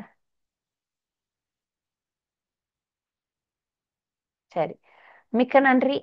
நீங்க இந்த ஹரே கருத்துக்களை கிருஷ்ணா. ஒரு நிமிஷம். ஹரே சரிங்க கிருஷ்ணா. மாதாஜி. மாதாஜி, மாதாஜி, இப்ப நீங்க சொல்ற இந்த லெக்சர் எல்லாம் எல்லா இஸ்கான்லயும் எல்லாரும் வழி நடத்தினா நல்லா இருக்கும் மாதாஜி. ஏன்னா பெண்களுக்கு நிறைய தெரியல மாதாஜி. அவங்களுக்கு சாஸ்திரப்படி எப்படி நடக்கணும் அப்படிங்கறதே நிறைய பேருக்கு தெரியல. இப்ப வந்து பௌதீகத்துல கரெக்ட் மாதாஜி. சொல்லுங்க. பௌதீக வாழ்க்கையில எப்படி இருக்காங்களோ அவங்கள பார்த்து இவங்களும் அந்த மாதிரி இருக்கணுங்கிற மாதிரியே வர்றாங்க. அதே மாதிரிதான் வர்றாங்க. அது நான் அவங்களுக்கு ஒரு சாஸ்திரத்தை நமக்கு எவ்வளவு சொல்லி இருக்கு. இப்ப நீங்க எடுத்து சொன்னீங்க இல்லையா, இப்ப சதிதேவி எப்படி இருந்தாங்க, எப்படி வாழ்ந்தாங்க, அது ஒரு தப்பா அந்த மாதிரி புரிஞ்சுக்கிறாம இருந்ததுனால எப்படி நடந்து, இதெல்லாம் நம்ம அந்த சாஸ்திரத்தை எடுத்து சொல்லும் போதுதான் அவங்களுக்கு புரிஞ்சு நடப்பாங்க மாதாஜி. அப்போ நம்ம இந்த பக்த சமுதாயத்துக்குள்ள இன்னும் கொஞ்சம் புரிதல் நிறைய வரும் மாதாஜி. அது இல்லாததுனால ரொம்ப ஒரு பிரச்சனையா இருக்கு. சரியா சொன்னீங்க மாதாஜி, சரியா சொன்னீங்க. இத பத்தி பிரச்சாரம் பண்ணவே அனுமதி கிடையாது, அது தெரியுமா உங்களுக்கு? இப்ப மாயாப்பூர்ல நான் இந்த மாதிரி இதுல போய் பேசினேன்னு வச்சுங்க, பாகவதம் கிளாஸ்ல பேசினேன்னா என்ன பேன் பண்ணிடுவாங்க. அச்சச்சோ.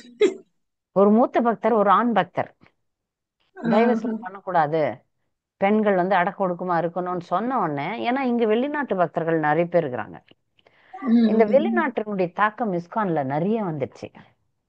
அந்த உம் பெண்கள்லாம் எதுக்கும் அடங்க மாட்டாங்க. உம் இஸ்கான்ல இருக்கக்கூடிய சில குறைகளை தெரிஞ்சுக்குங்க தமிழ் பக்தர்களே. வெளிநாட்டு பெண்களை கொண்டாந்து இப்போ ஒரு அட்வர்டைஸ்மெண்ட் வருது எங்க ஃபோரம்ல, மாயப்பூர் ஃபோரம்ல. ஆஹ் அழகான வெளிநாட்டு பெண்கள் தேவைப்படுகிறார்கள், நடனம் ஆடி பிரச்சாரம் செய்ய வேண்டும், போய் வர காரில், ஏசி காரில் கொண்டு வந்து விட்டுடுவோம், அதற்கு தட்சணையும் பணம் கொடுப்போம். இப்படி ஒரு பிரச்சாரம் இஸ்கானுக்கு தேவையா? பெண்களை நீங்க பாதுகாக்கணும்ல. ஒரு முறை ஆமா. மதுரையில கூட அப்படிதான் நடனம் ஆட வச்சாங்க பெண்களை. ரஷ்யன் ரஷ்யால பெண்களை. இருந்து வந்தது. இது ஆமா. இது இது என்ன சொல்றது? நீங்க என்ன சொல்றது? உன் மனைவியை நீ ரோட்ல ஆட வைப்பியா? நான் கேக்குறேன். எந்த ஆண்மகனா அது? உன் மனைவிய ரோட்ல ஆட விடுவியா? அவ வெளிநாட்டுக்காரினா கூட அவளுக்கு கலாச்சாரத்தை சொல்லி கொடு. பெண்ணாகிய நீ வெளியே ஆடக்கூடாது. ம். பெண்கள் சபையில எதனா பாட்டுக்கோ பாட்டு பாட்டு பாடு ஆடு. ஆனா நடுத்தெருவுல நீ ஆடலாமா? அதை போட்டோ எடுத்து நீ யூடியூப்ல போடலாமா? சொல்லுங்க. இதெல்லாம் இந்த ம். இஸ்கான் சமுதாயத்துல கொண்டு வர வேண்டிய விஷயங்கள். யாரும் கொண்டாடுறது இல்ல. ஏன்னா அப்ப மக்கள் வந்து மனசு உடைஞ்சு பக்திக்கு வரமாட்டாங்களாம். அப்படிலாம் பிரச்சாரம் நடந்து கொண்டிருக்கிறது. இது ஒரு போராட்டமாக இருக்கிறது. இப்போ வந்து என்னுடைய குருதேவர் மட்டும்தான் இதை பத்தி பேசுறாரு. அதுக்கு அவருக்கு நிறைய எதிர்ப்புகள் இருக்கு. ஒரே ஒரு கட்டளை கொடுத்தாரு, அம்மா நீ பொம்பளை, நீ பேசு. நான் வந்து ம். சன்னியாசி, நான் பேசினா நான் இன்னும் பொறாமையில பேசுற மாதிரி சொல்றாங்க. நீ பெண், ம். நீ குடும்பத்து ம். பெண், நீ பேசு. நீ வேற தமிழ் பெண் வேற, நீ பேசு அப்படின்னு சொல்லியிருக்கார். இது பக்தர்களுக்கு மட்டும் கிடையாது, ம். அபக்தர்களுக்கும் சொல்லு அப்படின்றார். அபக்தர்களுக்கு எப்படி சொல்ல போறேன்னு எனக்கு தெரியல. பக்தர்கள் தான் வழிகாட்டணும். அபக்தர்களை எப்படி நான் அந்த பெண்களுக்கு எப்படி நான் இந்த விஷயத்தை கொண்டு போய் சேர்க்க போகிறேன்? இது குருனுடைய ஆணை. நான் கிருஷ்ணரை வேண்டின்னு இருக்கிறேன். இந்த நல்ல விஷயம், பெண்களுக்கு கற்பை பற்றி போதிக்க வேண்டிய இந்த விஷயம் எப்படியாவது ம். சமுதாயத்துல கொண்டாடதான் போறேன். இந்த உயிர், இந்த உடலை விட்டு இந்த உயிர் போறதுக்கு முன்னாடி பெண்களுக்கு முக்கியமான இந்த விஷயத்தை இந்த உலகத்திற்கு கொடுக்க வேண்டும். இதுல மாறக்கூடிய பெண்கள் நிறைய பேர் மாறுறாங்க. வட இந்திய ம். பெண்கள்ல அமோகமான மாற்றம். நிறைய பக்தர் பெண்கள் வந்து மாதாஜி இந்த மாதிரி யாரும் சொல்ல, நீங்க சொல்றீங்க, நாங்க கடைபிடிக்கிறோம். இளம் பெண்களா, இளம் பெண்கள் ம். மாறிக்கொண்டு வருகிறார்கள். இது வந்து இந்த இது பர்சன்டேஜ் ரொம்ப கூர்வு. ஒரு 200 பெண்ணு மாறிட்டான்னு வச்சுக்கோங்களேன், 2 கோடி பெண்கள் மாறணும். ஆமா, கண்டிப்பா வருவாங்க 200 பெண்ணு மாதாஜி. கேக்குறாங்க. எங்க வகுப்புகளை 200 பேர் கேக்குறாங்க. அது ஆ. 2000, 2 லட்சம், 2 கோடியா மாறணும். அப்பதான் சமுதாயத்துல புரட்சி வரும். நம்ம இதை பிரச்சாரம் பண்ணலாம். முடிஞ்ச வரைக்கும் ஹரே கிருஷ்ண மாமந்திரத்தோட சேர்த்து பெண்களுக்கு சொல்லும்போது அடக்க ஒடுக்கமா இருங்க. உங்களுக்கு கற்பு ம். தான் ரொம்ப முக்கியம். அதை கொண்டுதான் கிருஷ்ணரை நம்ம ஜெயிக்க முடியும், கிருஷ்ணரை திருப்திப்படுத்த முடியும் அப்படின்ற ம். விஷயத்தையும் உள்ளவே இறக்கணும். ம். ஆமா மாதாஜி, நீங்க சொல்லிக்கிட்டே இருங்க மாதாஜி. பகவத் தர்சனத்திலையும் கொடுங்க, ஆர்டிக்கல் கொடுங்க, அது நிறைய பேர் படிக்கிறாங்க. ம். அதனால அதுலயும் சரி, உங்க பிரச்சாரத்திலையும் நீங்க கொடுக்கிற அந்த வகுப்புலையும் கண்டிப்பா ஏன்னா ஒரு இப்ப சின்ன மாற்றம். லெக்சர்ஸ் எல்லாம் நான் பப்ளிக் தானே போடுறேன். யாருன்னா மக்கள், பொதுமக்களும் கேட்கலாம், பக்தர்களும் கேட்கலாம். பக்தர்கள் ஆழ்ந்து கேட்கட்டும், கேளுங்க. ம். அது நிறைய பேருக்கு அனுப்பிச்சு விடலாம் மாதாஜி. பக்தர்களே வந்து ஆமா ஆமா பக்தர்களுக்கு ஆமா. எல்லாருக்கும் அந்த கிளாஸ் புதுசா இப்ப நானே கல்யாணம் ஆக போற அனுப்புவேன். பெண்கள், கல்யாணம் ஆகாத பெண்கள், அது இப்ப வட இந்தியால வளர்க்குறவங்க, கொஞ்சம். பெற்றோர்களா இருக்கிறவங்க, அவங்களும் அந்த பொண்ணுக்கு சொல்லி வளர்க்கணும் மாத்தாச்சு. நிறைய பெற்றோர்கள் தெரிய மாட்டேங்குது பொண்ணுக்கு எப்படி சொல்லி வளர்க்கணும். அது ம். ரொம்ப செல்லம் கொடுக்கறேன் செல்லம் கொடுக்கறேன்னு சொல்லிட்டு எதுவுமே சொல்லாம கடைசியில அவங்க கல்யாணம் பண்ணி கொடுக்கற இடத்துல பிரச்சனை பண்றாங்க. வரும்போது தான் அப்படியே. புரியுது, வாமா வீட்டுக்குன்னுறாங்க. நீ வா உம். வீட்டுக்கு, ஆமா ஆமா, அது பரவாயில்ல நீ இருக்கு வந்துரு. மாதாஜி. நீங்க சொன்னது அது 100% மாதாஜி. இப்போ எனக்கு பெங்களூர்ல ஒரு மாதாஜி கல்யாணம் பண்ணாங்க, 2 பசங்களுக்கு. 2 பொண்ணுங்களுமே முடியாதுன்னு சொல்லி அம்மா வீட்டுல போய் இருக்காங்க. அவங்களும் வந்து வா நாங்க பாத்துக்கிறோம்னா அப்படின்னு சொல்லிட்டு அங்க வச்சுட்டு இருக்காங்க. நீங்க சொன்ன மாதிரியே தான், நாங்க பாத்துக்கிறோம் கொஞ்ச உன்ன நாள் அப்படின்னு. கழிச்சு இன்னொரு கணவன். 2 கணவன் ஒரு பெண்ணுடைய வாழ்க்கையில வரவே கூடாது. இல்லை, அது அது சாஸ்திரத்துல இல்ல. இன்னொரு எப்படி நாள் ஒத்துக்கிறாங்கன்னு தெரியல. இப்போ ரொம்ப சகஜமாயிடுச்சு. இப்போ இதுல வந்து இஸ்கான்ல வந்து 2, 3 திருமணங்கள் ரொம்ப சகஜமா இருக்கு. ஏன்னா பெண்ணுக்கு வந்து அவங்க ஃபர்ஸ்ட் என்ன பண்றாங்க, இந்த பிரச்சனைக்கு முக்கியமான காரணம் என்னன்னு நான் சொல்லிடுறேன். பெண்களை வந்து நீங்க முதல்ல படிக்கணும், அப்புறம் வேலைக்கு வரணும், பணம் சம்பாதிக்கணும், அதுலயே உம். செலுத்துறாங்க. அப்படி உம். பணம் கையில வந்துச்சுனால பெண் என்ன நினைக்கிறா, நான் சுதந்திரமானவள்னு நினைக்கிறா. ஆமா, கல்யாணம் வேண்டாம் நம்ம இருந்துக்கலாம், எதுக்கு கல்யாணம் பணம் காசு தான் பண்ணிக்கிறவங்க கூட இருக்கேன்ட்டு. இருக்கலாம். ஆனால் இந்திரியங்கள், புலன்கள் சும்மா இருக்காது. அதனால உம். தவறான வழிக்கும் போயிடுறாங்க. நிறைய பெண்கள் தவறா இருக்கிறாங்க. நாங்க தனியா இருக்கிறோம்னு சொல்லிட்டு லிவிங் டுகெதர், பாய் ஃப்ரெண்ட்ஸ், அது இதுன்னு தவறான பாதைக்கும் போறாங்க. ஆனா அதுக்கு பொறுப்பு எடுத்துக்கிறது இல்லை. திருமணம் என்பது பொறுப்பு. உம். உம். ஆனா திருமணம்ன்ற பந்தத்துல இப்ப வெளிநாடுகள்லாம் எப்படி ஆயிடுச்சுன்னா, திருமணம் பண்ணிட்டா ஆஹ் இருக்கிற பணத்தெல்லாம் பெண்ணுக்கு கொடுத்தாகணும். நிறைய சட்டங்கள் பெண்ணுக்கு சாதகமா இருக்கு. அதனால ஒரு வெளிநாடுகள்லாம் வந்து லிவிங் டுகெதர், அதுல வந்து டைவர்ஸ்ன்ற பிரச்சனை கிடையாது. என்னைக்கு பிடிக்கலையோ அன்னைக்கு போய்க்கலாம். அப்போ இந்த ஆஹ் ஆணும் பெண்ணும் பொறுப்பு இல்லாம இருக்கிறாங்க பாருங்க. ஆமா. ஆண் பெண்ணுடைய அந்த உறவுக்கு பொறுப்பு எடுக்கணும். உம் அந்த பொறுப்பு இல்லைன்னா பாவிகள், சின்ஃபுல் ஆமா. ஆக்டிவிட்டி ஆயிடும். அவங்க வாழறது வந்து பாவ வாழ்க்கை ஆயிடும்.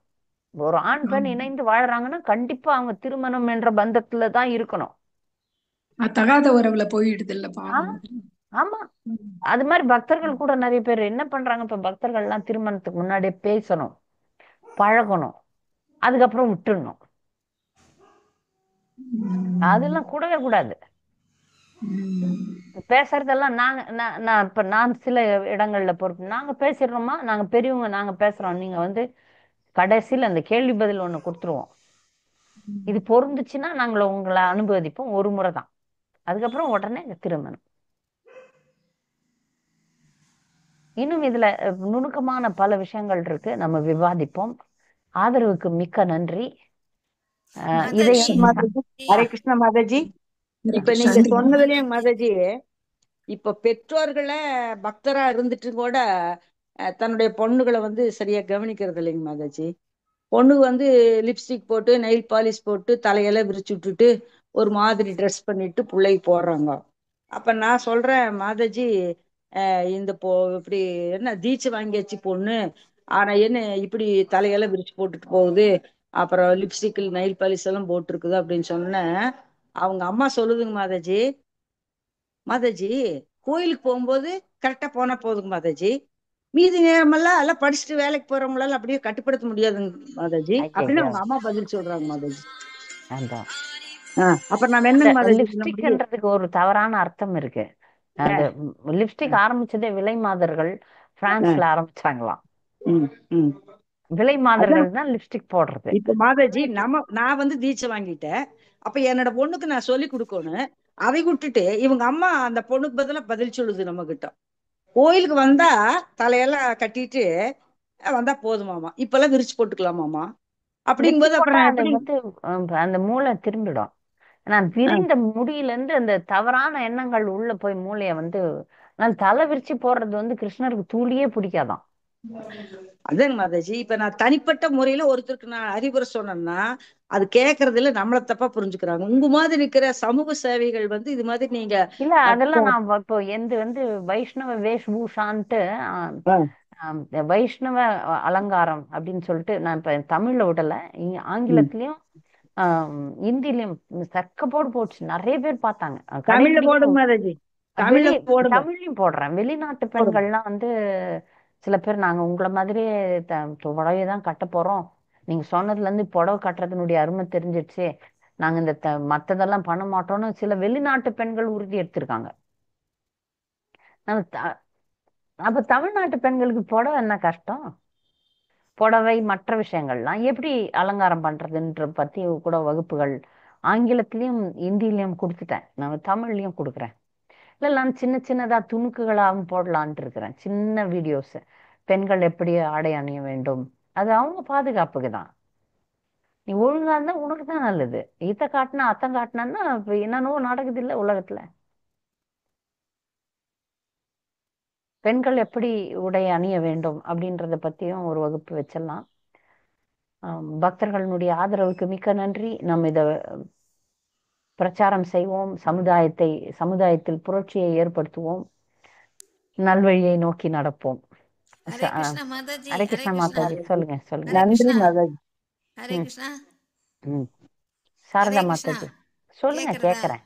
ஆ அதான் எனக்கு நீங்க சொன்னதெல்லாம் அப்படியே சூப்பர் சூப்பரா ஒவ்வொன்றும் பெண்கள் எப்படி இருக்கணும், பெண்கள் இது இப்போ எடுக்கணுங்கிறதெல்லாம் சொல்கிறேன் இல்லையா? அருமை அருமை, ரொம்ப அருமை, அருமையாக கேட்டேன். ஆனால் நடைமுறையில் கொஞ்சம் கொஞ்சமாக தான் நீங்கள் கொண்டு வரணும் இல்லையா? ஒரு கஷ்டமான வேலை தான் அது. ஆமா, ம். அது கொண்டு வரலைன்னா இன்னும் மோசமாக போயிடுமே.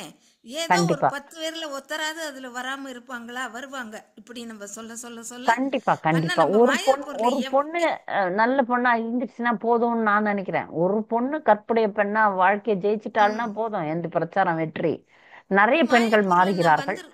மாயாப்பூர்ல நான் வந்திருக்கோம் பார்த்துக்கு, இந்த அயல் நாட்டுக்காரங்கள அழகா தலை வாரி பின்னி பூ வச்சுட்டு சைக்கிள்ல போவாங்க. அவ்வளவு அருமையா இருக்கும் மாதாஜி இருப்பாங்க. இந்த இல்ல, இந்த சில நம்ம பேர் இதுல ஒழுங்கா தான் தான் இப்படி இருக்கிறாங்க. வெளிநாட்டு நம்ம பெண்கள்ல கூட இதுதான் கெட்டு சில பேர் போகுது வந்து ரொம்ப. சட்டதிட்டத்துக்கு கடைப்பட்டு தான் இருக்கிறாங்க. ஆமா. ரொம்ப Yes. நல்லா இருக்கு மாதாஜி உங்களோட இது.